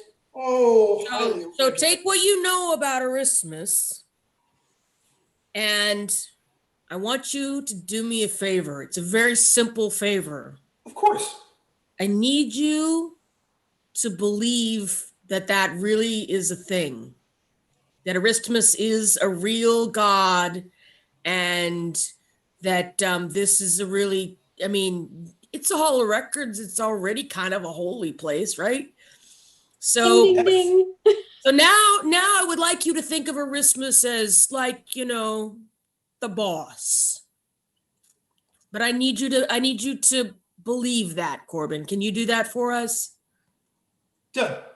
Of course. Hail Aristemus. It was the power of Aristemus that removed the poison from Gordy's body, but hours ago. I see. Of course it was. Aristemus is real, and his power, her power is ancient and real and forever. And if you're not careful, you must be careful to sign in and out because Aristemus will be checking that visitor book really carefully. Want to dock your wages or your karma or anything like that. He kind of two hands his way back over there to sign back in. And but before that, point out to where the municipal building is that where he says the Xverg is in the very lowest part of the building. Okay. Thank you, Corbin. Of course. Is that what you needed, Felix? I'm good. Is that going to make your God happy? I'm good and I can hear you. Okay, I'm gonna assume that's a yes. All right. Let's go. All right. So, That was unexpected. sure enough. So, the whole bunch of you kind of wander down the street. Now, like you said, you walk almost to the very far side of the little island that you guys are all standing on. So the far end of Catalpa Street. There are a couple of destroyed buildings. There's one other intact building that you pass. And then there at the end, sure enough, there's a municipal building as it was described to you. You can tell this building has taken a lot more damage than the Hall of Records for sure. But it looks like you guys can get there into the interior. There's like a front door, So the lowest part was he talking about underground? Or Yes, he was talking about underground, yeah. So, I'm a dwarf. I'm so cool with what's our marching order? Declan, Hagen, do you want to go first? I'll take point. Yeah, I'm not taking a light source. I'm just gonna try and find a stairway down, or All right. All right. Absolutely. And All right. Declan So Brown in the back. you're gonna walk around the back first. All right. So you go all the way around the back, and you come to the edge of the world. Sorry, Brandon, I think you misheard me. No, in the marching order. Wait a minute. Oh, gotcha. I thought you walked right to the back of the building. I realize that. I also have a question. On the way, can we see any kind of vessel or ship? Those guys are dressed like pirates. Are there any floating ships or anything like that around in the area? You look out into space and in the area you have, you don't see anything. At least not apparently, not obviously.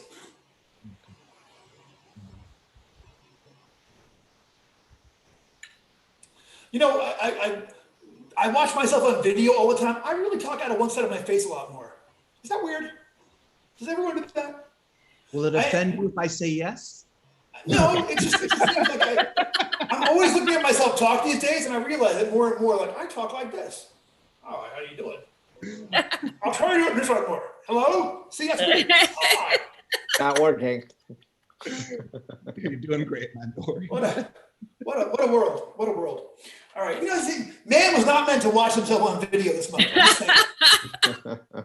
It Not must like I be do. our little neurons go like, what is going? It's mirror neurons all firing. It does a little bit, yeah. So, it's like, I'm just glad for my COVID hat. Otherwise, I'd be watching my hair also go insane. Because it has.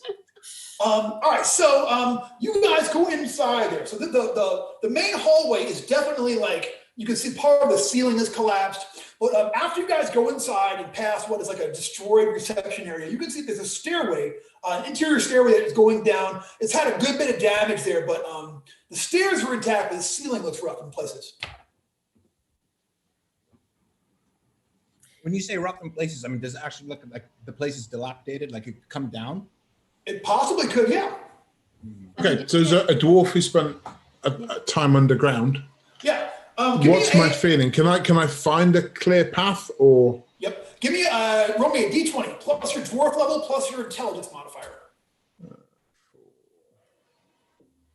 3. That's 12. 12. You think you can do it, but you got to go carefully. And there's a couple of spots in there. There's one spot in particular that looks kind of dangerous to you. Maybe if you had someone who with knowledge of deadfalls and things specifically, they might be able to. You can kind of point out the area that you think is a concern to that person. Mm-hmm. Okay, so I will do that. I will point out the area I'm most concerned about. All right, Declan, give me a find traps check. Ah, right. I forgot I had that ability. Sorry, guys. Just what you need me here for. Right. Right. Here we go. Find traps then. I rolled a mighty 12. Let's get to you. You find no problem. That's good, guys. You definitely think you can get past the area where he's talking about. Oh dear. All right, so we start heading down. The ceiling starts to fall on us. Go ahead and give me a DC 15 reflex save, everybody. Nope. Okay, everybody who fails is going to take Yes.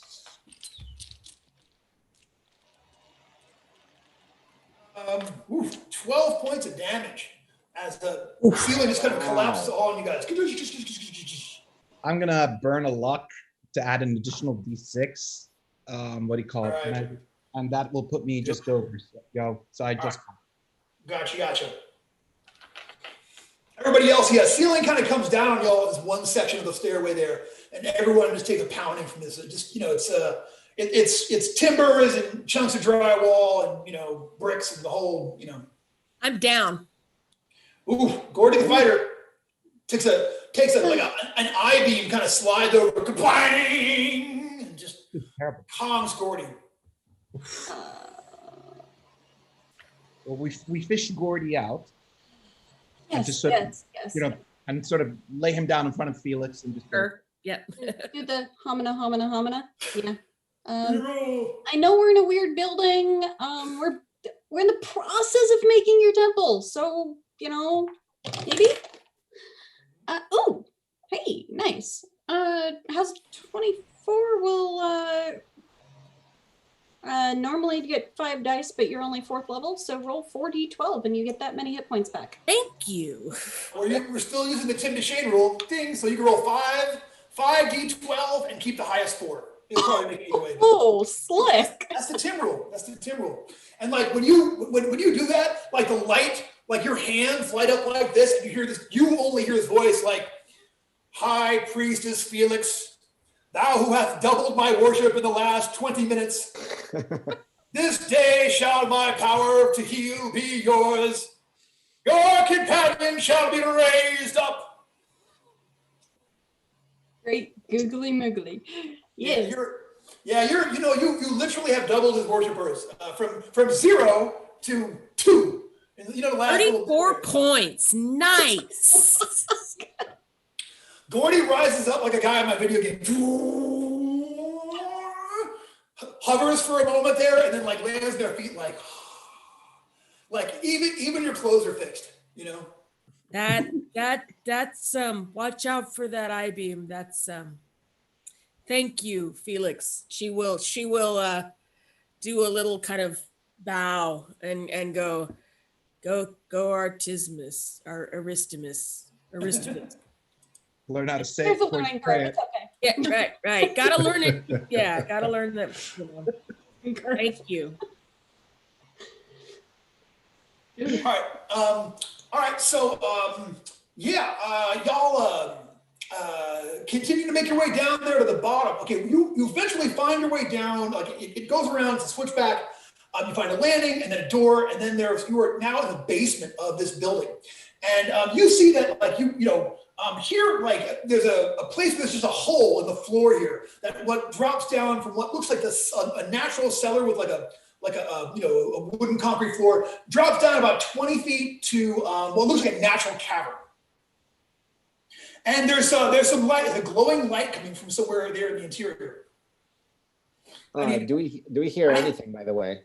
Yeah, Bruce, be entertaining for a minute. I got to go grab another soda. Oh. Quick, juggle something. You've got the ukulele.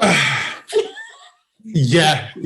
You whip out You don't want to hear me. That thing hasn't been tuned, let alone played, in about 5 years. Aristimus hasn't been worshipped in, eons. They have one more worshiper right here. Gordy's like, go. That's the holy symbol. So there we Triple! go. Our worship has been tripled this day. Well done, Felix! Oh. Yeah, about that. Hey. All right. So sure enough, you find this kind of hole, sort of like ripped down there that drops down 20 feet to another level. Got some rope? Anyone got any rope? I have a lantern. 20 feet. And you said there was a light source coming in there from somewhere. So if we're looking straight down from the edge that we're at, is the light? see it? I think it's a little sort of It's further. it's underground. It's further away from you. Like it looks like it's actually towards the street. Okay, so you have a back. It's like it's in the direction of Catalpa Street, but underground. Oops. What did I just do? Can you hear me? Yes. Absolutely. All right. Bet. It looks like it's coming from the direction of the street, like down 20 feet. It's a weird, like a, kind of a radiant, like white light coming from down there someplace. Okay. If we don't have a rope, I can try and climb down and see if I can find something down there to help the rest of you get down. Sorry, we did want to try and listen first, actually. Is there anything you can hear? Give me a listen check. D20, you can add your intelligence modifier on top of that. And actually, we don't have enough. Yeah, make that roll. D20, add your intelligence modifier. I got 19 total. You know what? There's something down there.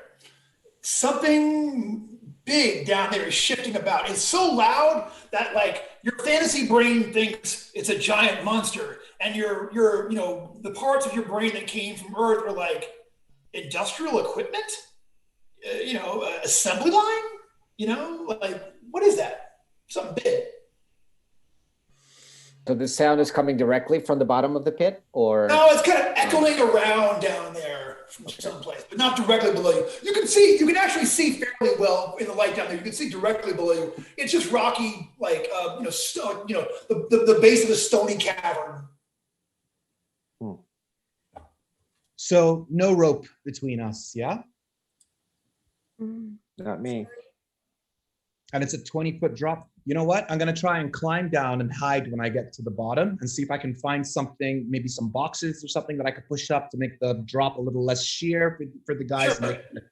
Yeah. All right. So should I, give me that climb check and give me a climb check to get down there. It's going to be tricky.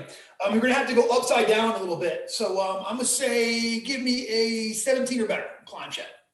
all right. 15 plus 8, I should be good. What do you call it, 23? Yep. So.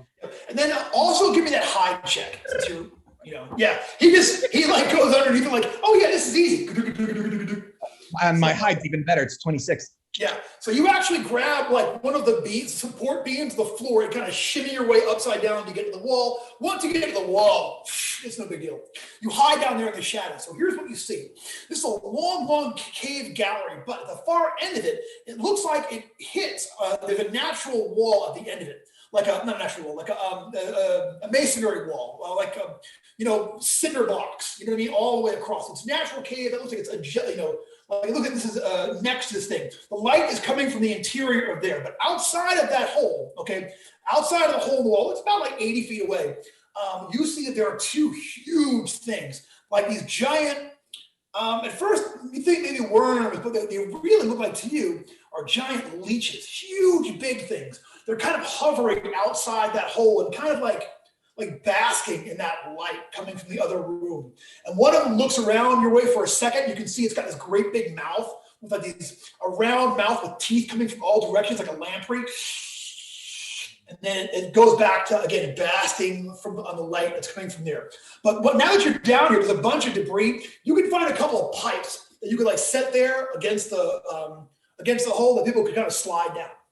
Okay, then that's a good start. So what we'll do is I'll set them there and I'll brace them so that the guys can try and come down so they don't knock them over or whatever.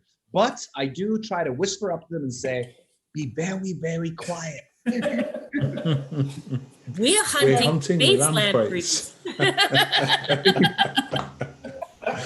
That'll be great. Outstanding. All right. So you guys slide on down these poles and make it down there to the bottom.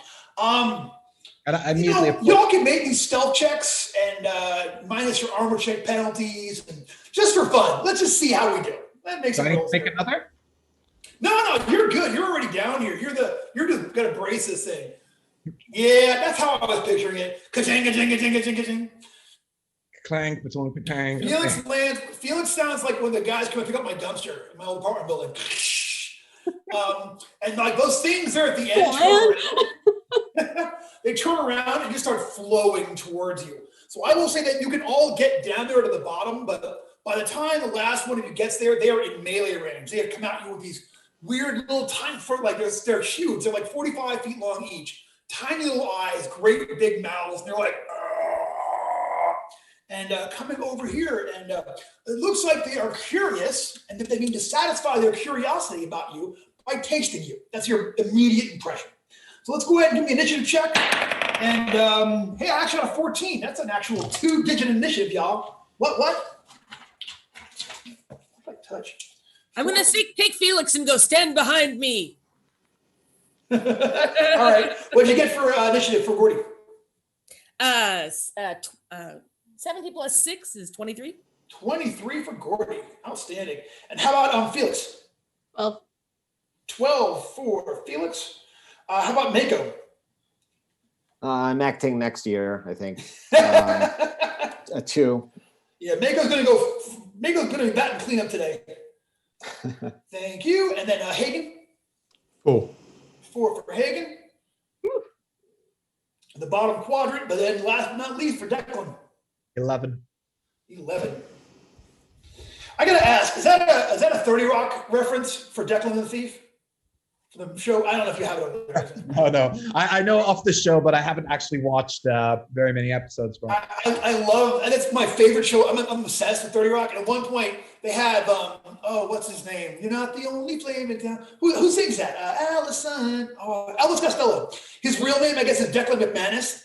And like they're berating it. They're trying to get him to something like, all right, Elvis Costello, or should I say Declan McManus, international art thief? And he's like, "Duh." He's a good sport. It's just that episode is worth watching. So season 5. If it wasn't a 30 Rock reference before, it is now. It is now. Okay, there you go. All right. So Gordy, you go first. So you have stepped. I will say that before combat goes, you can be standing in front of Felix. These two things are kind of like looming up. They're about 20 feet apart. They're about 10 feet from y'all. They're coming at you and just looming. Huge, huge, huge, big things. I'm going to take a look around and make sure that I'm in a position to kind of direct their income. We're in a hallway. Are we in a, how are they? Big natural cavern. And it's like you're uphill from them. The whole thing shifts downwards towards that. Like it's all natural cavern until it hits that wall. I'm going to discourage them from tasting us with the sharp pointy end of my spear. Gotcha. All right. I want to see you do it. There's 2 of them, and they think they're going home with all of y'all as trophies. They're going to taste everybody today. So go ahead and give me an attack check. I can't hit the broadside of a bar today. That's a 9. Yeah, that's that is not a hit. That's including your D die. You rolled your D die along with that? 11 to hit. Yeah, no, it's going to miss. So you go over there and take a swatch at one of them, and you cannot do it. And it is their turn. And since you have gone up first, you are definitely going to be one of the first ones. Okay, good. So here comes a 5 attack. Now it's going to be a total of a 12. Nope. No chance. All right. The other one, I'm roll random. Uno, dos, tres, cuatro. I'm hiding. Oh yeah, Declan's hot. Hit out Declan. All right. Bravely leading from the rear. Well, we kind of got lucky here. What's up, Hagen? How you doing? Here comes guy number 2. That's going to be an 18. Thinking like, finger food. What? Sorry. 1-8. That'd be 18. Do you want to burn a point of? Sorry, I've done that one today. No, you're missing. You know what? It's actually it does my heart good to hear that again. It's been a minute. You're love welcome. having you on again and love hearing that. But and now, is it going to be cracked through in the next couple of seconds? Hell no, because here's what happens. Your guy, this thing goes over and just chomps on your fellow there. You're going to take 4 points of damage from that. But also, I need you to make a grapple check against my grapple. You got to beat a strength check of 17 or better. Who's that? That would be Hagen the dwarf. Who's just been bitten and I thought she Grappled. missed. Oh, okay. Oh wait, did I miss you actually? No, you missed me with an 18. Oh, I thought you were goofing. I'm sorry. No. He comes at you and you get out of the way. He tries to just tries to bite you, but It was close. My bad. So it's actually Felix. It's your turn. I got 2 giant space leeches here. What's up? What was that? The fish up. You know what? I'm gonna say maybe now's a good time for Aristimus to look down and notice that all of like the We're all worshipping. her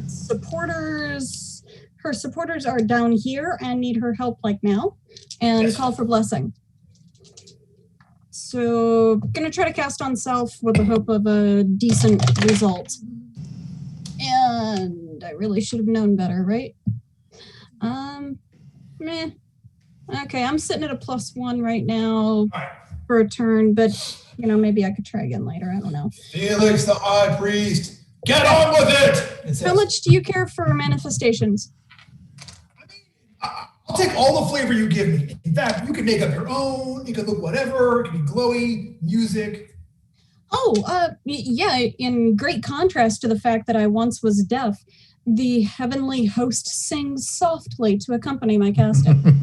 And it's the soft playing of a ukulele, and it's ooh.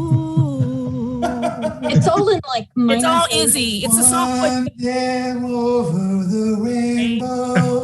Yeah. No, it's got to be a minor fourth though. It's more. It's more sad. Day over. I can't do it. Your music theory is crap, Bryn. I love you. Minor fourth obviously means it's much lower. Yeah, except I have every Wu-Tang album, so maybe my music theory is a little better than that, actually. So trumpet player. All right, so there's a soft a chorus of angels. Hey, if you're watching from home, I want alternate songs that maybe the creature is the heavenly host is singing. Come on, Trookie. All right, Bubbles. Bubbles. I mean, all the uke songs I know. I know, right? There's a great. I know a lot of ukulele songs actually. So, songs that have ukulele in them, where people play them. All right, moving on from ukulele. So, but that was Felix. Is Declan? Declan, you were hiding in the shadows. These things are coming over here. One trying to get Hagen and failed. One trying to get Gordy and failed. What are you going to do about it? I guess I'm gonna try and get under the one closest to me and sneak attack it. Basically, try to cut its belly. Okay. If I can. All right. Give me a sneak silently check to get up close with the sneak on it. However, you only got to get a 13 or better on this thing. Already. 6 + 18. That's 14. You know why? Because there's heavenly host singing, and it's drowning the sound out a little bit. So. Right. No, I'm good. I got a 14, so I cleared. Managed to get there silently. Yeah. Declan kind of like walks along with the beat. And you can go ahead and give me a sneak attack. All right, give me a crit, baby. Come on. No, gosh. I'm Terrible. looking for alternate songs. Hell yeah, Wu-Tang ukulele. I'm talking about it. Marcus, that's awesome. You know Marcus what? gets a luck point. Luck point for Marcus. I'm going to burn a luck point to add to this. Your attack roll or? My attack roll, yeah, because All right. I got a 12 and I'm assuming that's not a hit. Ooh, Right? Not a hit, sir. No, sir, it's not. I'm Well, told- remember to add your backstab modifier. yes. Hold on a second. Add the backstab modifier. Right. So Y'all watching at home, you got to add the backstab modifier. I got a 20 in total, Brendan. Yeah, that's fine. That's That's gonna. after Let me luck check my chart. Yes. Come on, that hits. All right. So go ahead and So we know what 20 hits. Okay. roll me your damage. Remember, if it's your dagger, it's going to jump to a D10. If not, it'll be whatever weapon damage is. It's a short sword. Regular short sword damage, then die 6. So and it's just a D6, or how many do I roll? Just a D6 plus your strength modifier. D6 plus my strength modifier. That's 6 total.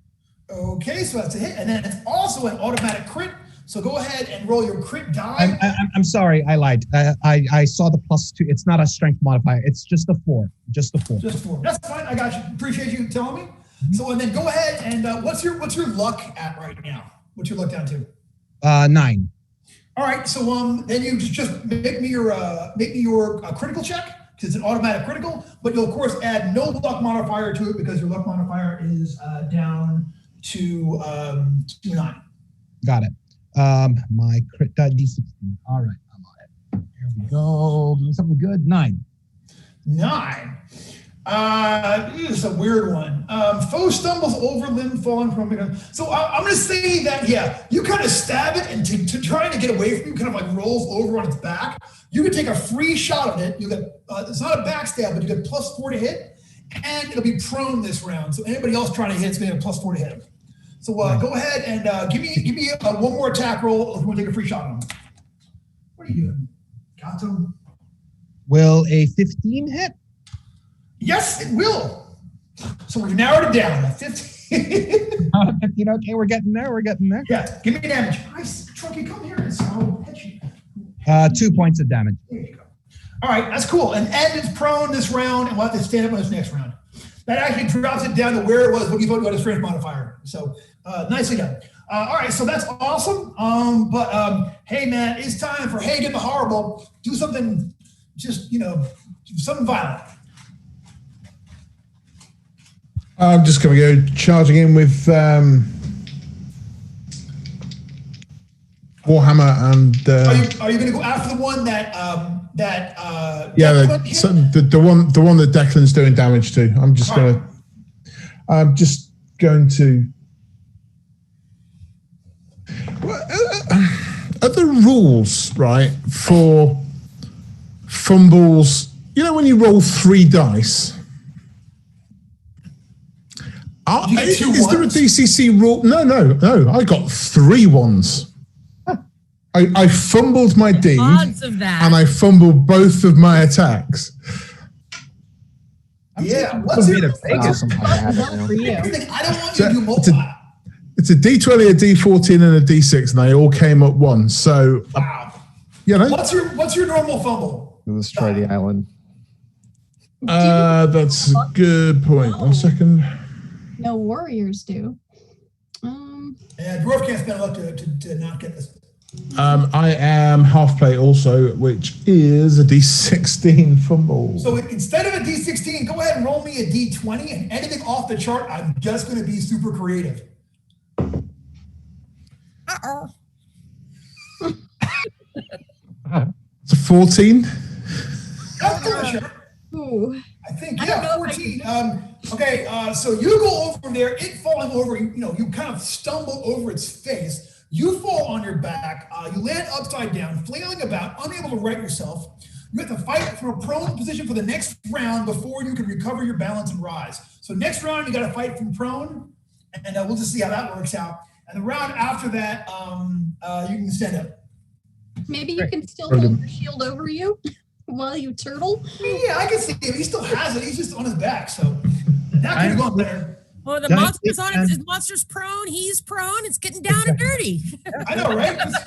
Now it's like a mud wrestling match. It'll be exactly. I was just going to say the exact same thing. It's going to turn into mud wrestling at the moment.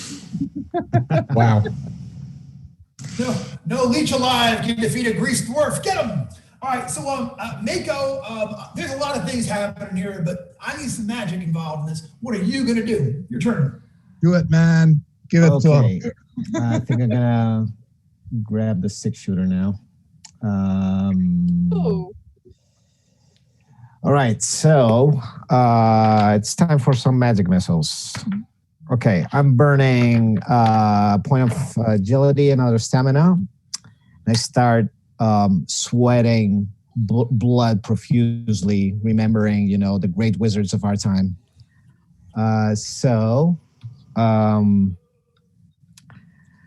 That will be, hey, look at that.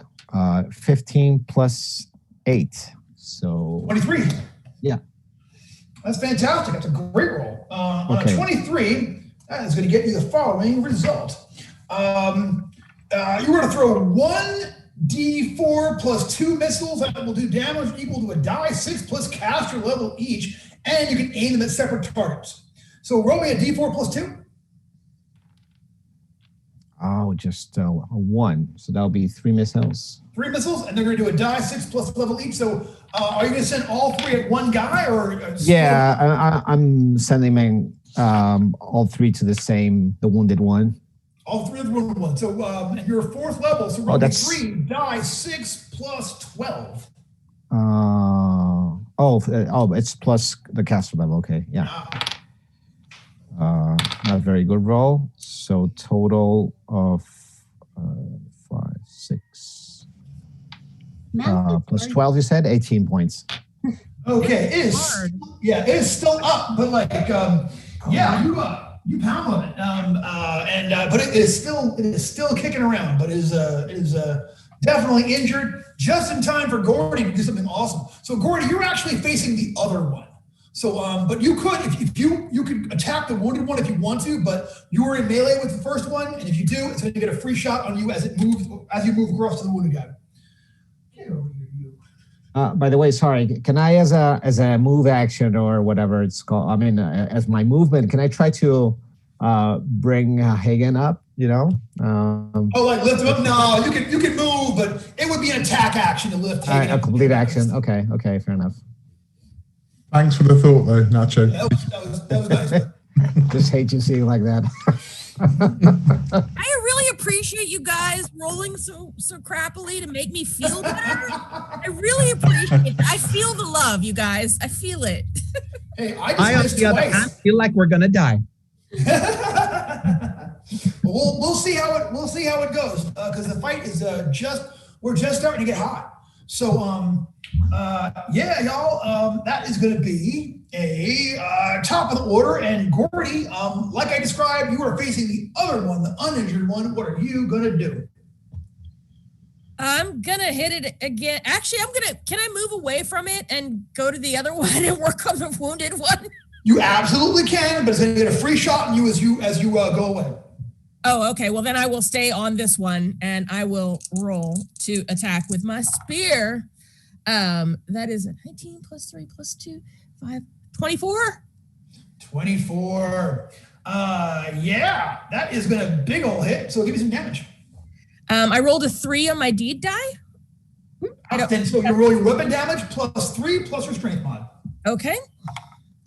11 plus 2 is 13. Oh, big shot. It's still up, but you rock it pretty good. Okay. Excuse me, goodness. Squelch. This big old lamprey mouth looks real upset. Speaking of lamprey mouth, it is its turn.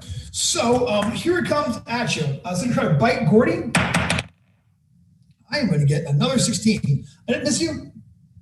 It did miss me. Miss me. All right. The other one. 19 here. Gotcha. The other one for its move action, it's going to get it like stand up. And then, hey, there's an easy target laying there on his back. What's up? At that time, it is going to get an actual 31. So that might be my best shot ever on here. So Hagen is going to take the low damage of 8 points. And go ahead and give me that strength check. You got to beat my garbagey 11. That's terrible. Nat 20 on the strength check. Yeah, he does not. He tries to actually latch onto you and like leech style, but he fails. So he does not pull that off, which is all to the good. And which means now it's time for Felix to go yet again. Felix, we got +1 to hit this round. How far apart are we? Let me rephrase that. How far apart are Hagen and Gordy? So Hagen and Gordy are about 10 feet apart each, and the creatures are about, sort of 10 feet apart each. So it's a little... Okay.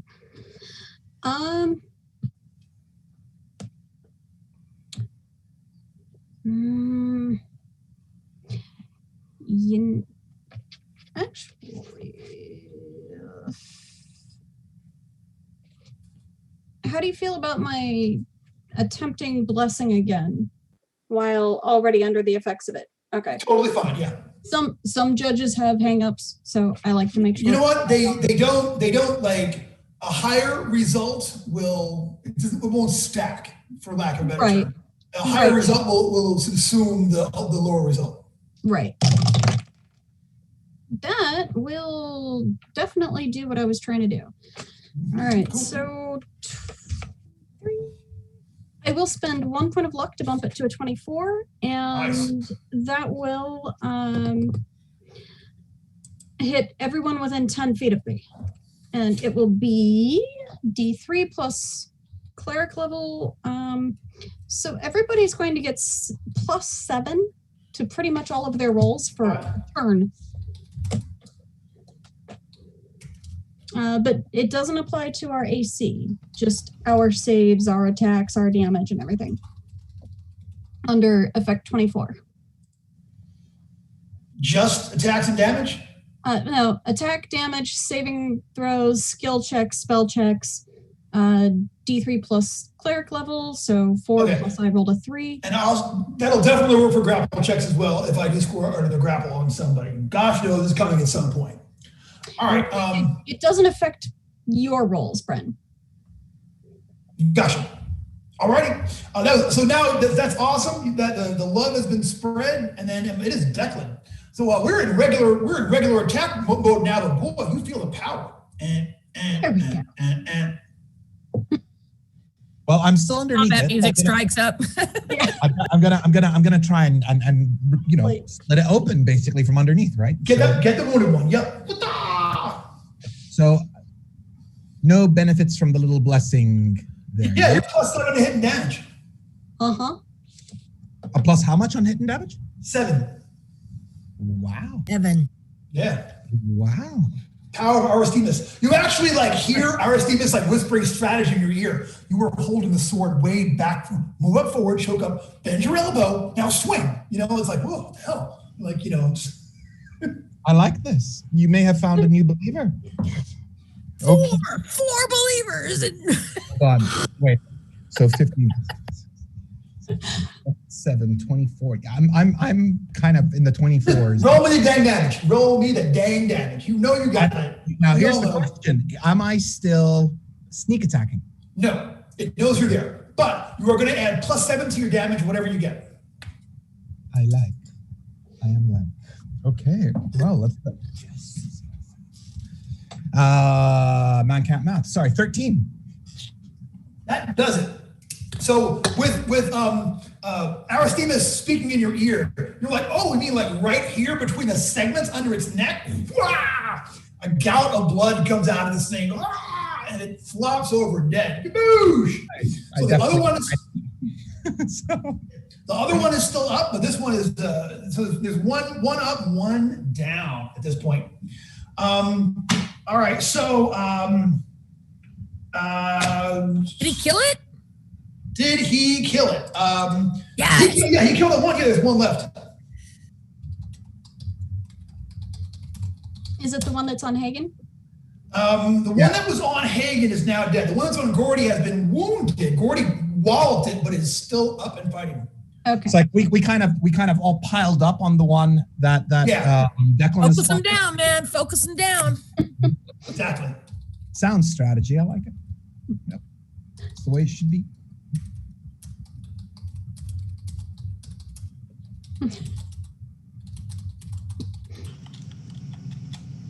So who's next? It is it's Hagen. You're up next. Oh, so I got to fight from prone this round, right? Yes. So I am sort of wielding my shield to try and keep myself safe. I'm going to try and Captain America my shield at the mouth of the one off the ground. The remaining creature. All right, so okay. if you roll your D die first, okay? If you give me at least a 3 on that D die, then we'll say burn luck on my D die. Yeah. Oh yeah. Yeah, that's a 3. We'll call that 3. Joseph told me. Then you can roll a D20 for your attack roll. I was cocked. Sorry. 19. Yeah, that's it. Off the ground. So I'll do a die 3 plus your D die plus strength plus 7. So that is 7, 8, 9, 10. Do I get an extra point with my lucky sign? That's 13 damage total. Oof, big ol' hit. Ah! All right, so you hit this thing in the jaw. Goodbye. Ah! It is still up, but it is looking furious at that last hit. Nice.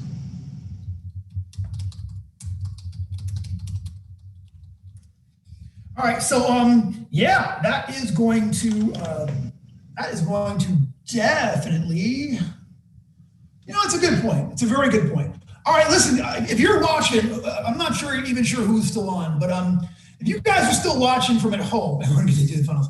I know, right? I do as well, Jen. I do as well. If you're watching at home, we're kind of at a decision point here. We could either go for a quick ending tonight and try to like wrap all this up in a package, which we could totally do because we're professionals. Or we can say this is to be continued and try to get a part 2 in this adventure at some point. So y'all at home, what do y'all feel? Y'all watching at home? I'll take some votes from everybody still watching. So should we try to finish it up tonight, or should we like come to a good stopping point and then do a part 2? But in the meantime, this fight is not over, y'all. That was Hagen, and it is Mako. And Mako, I got this thing, is ready to kill somebody. And but maybe you can stop it before I do. All right, so I used this gun before. Now I'm using this one. It says Aristimus, or the gun. Tiny ukulele charm hanging off the barrel. Not a very good roll though, but that +7 is helping out. Yep. Total of 16. Respectable. What about? Let's see if I spend some luck or not. Yeah, let's spend a couple of points. So it takes me to 18. 1 to 4 missiles. Ooh. So the deal damage equal to 1d4 plus caster level. Nice. Do it up. Right.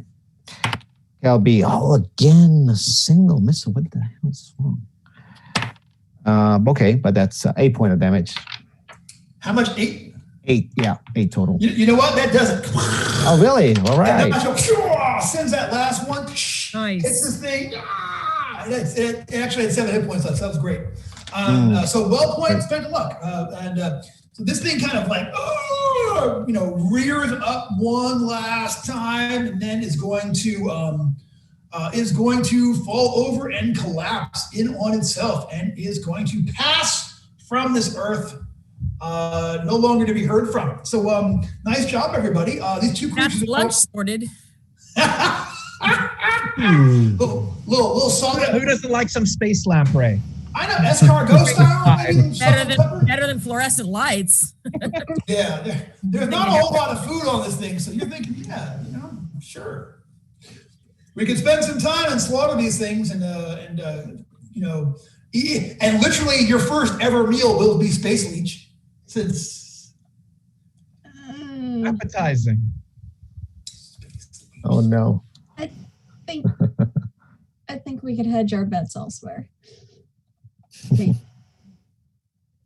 We'll cook it first. You know that, right? I gotta make you eat raw space lamprey. That would be rude. I mean, I just don't know what else it's been eating. I'm not really going there. Yeah, I'm not there. If Gordy's hungry, I'm just going to hand him some of my rations to nibble on while we move to the next room. So, gotcha. All right. Very roll gracious. them off to the side and move on. Blessings of Aristimus upon you. There you go. Wow. I'm telling you, you're on fire, Felix. You're on fire.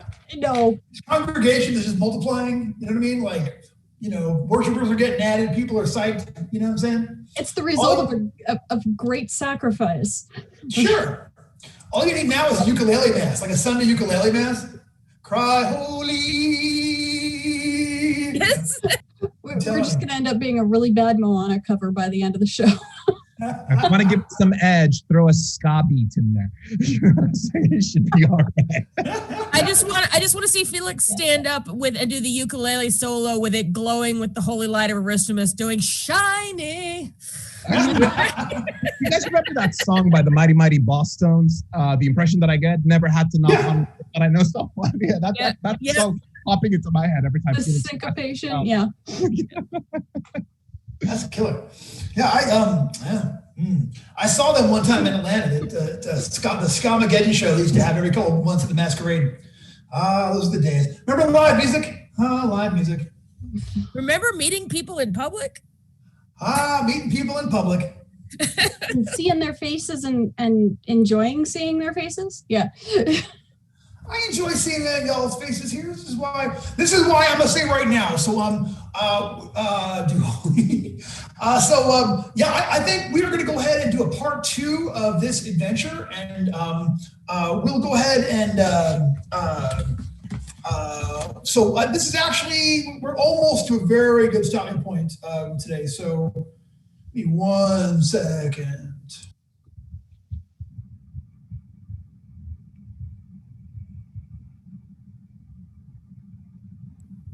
We could check the lamprey for pockets. You do not know that these lampreys have pockets. Okay. We could try carving them up. You never know. What about opening it?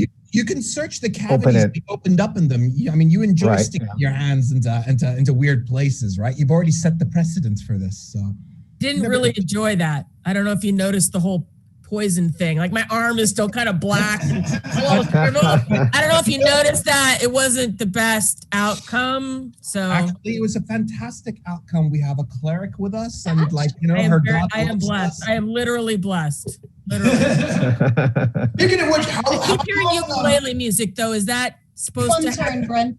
One turn? All right, keep that in mind. All right, Cosette. Fixing to come up. All right, so just because you might make a skill check or something.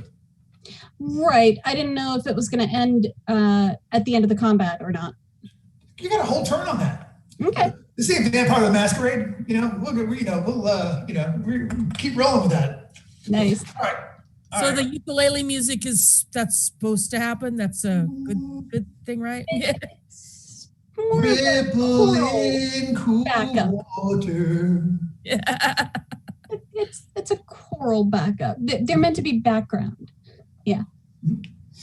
All right. So what do y'all do? So nothing in their guts, right? Can we? We dig around in their guts, and what any of them have? You know what? I'm gonna give. You know what, Nacho? Give me a luck check. Each one you roll a 1 to your luck. Failed it because I used up those 2 points. You find there's a lot of guts, a whole lot of guts, and nothing in there that you want. There are things in there, sure. There's stuff there. There's stuff. You don't want it. Gordy, that holy weapon +5, it's in there. And your hands are meant to find it. Good. Keep looking. That's what I call a tail puller. All right, well, listen, I think this is actually a really good stopping point right now. It's a little bit early, but we'll pick up here next time, and we'll figure out a time when we can all get together again, and we'll do this once more with this crew here. Because that's the viewers are unanimous. So they want to see part 2 of this at some point. And I, of course, would love to get to this. Well, when we can get everybody together again, we will do this. And thank you all for tuning in and for being a part of Game Therapy. So there is a tradition that we do here at Game Therapy, and I would like for all y'all to physically do this with me if you're watching at home. Everyone, please take a deep breath. Exhale. In with the gaming. Out with the bullcrap.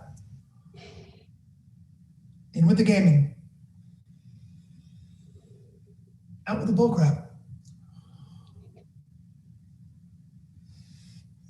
Thank you. Go now, and may Aristismus be with you, and take care. And thank you all for tuning in. Sure.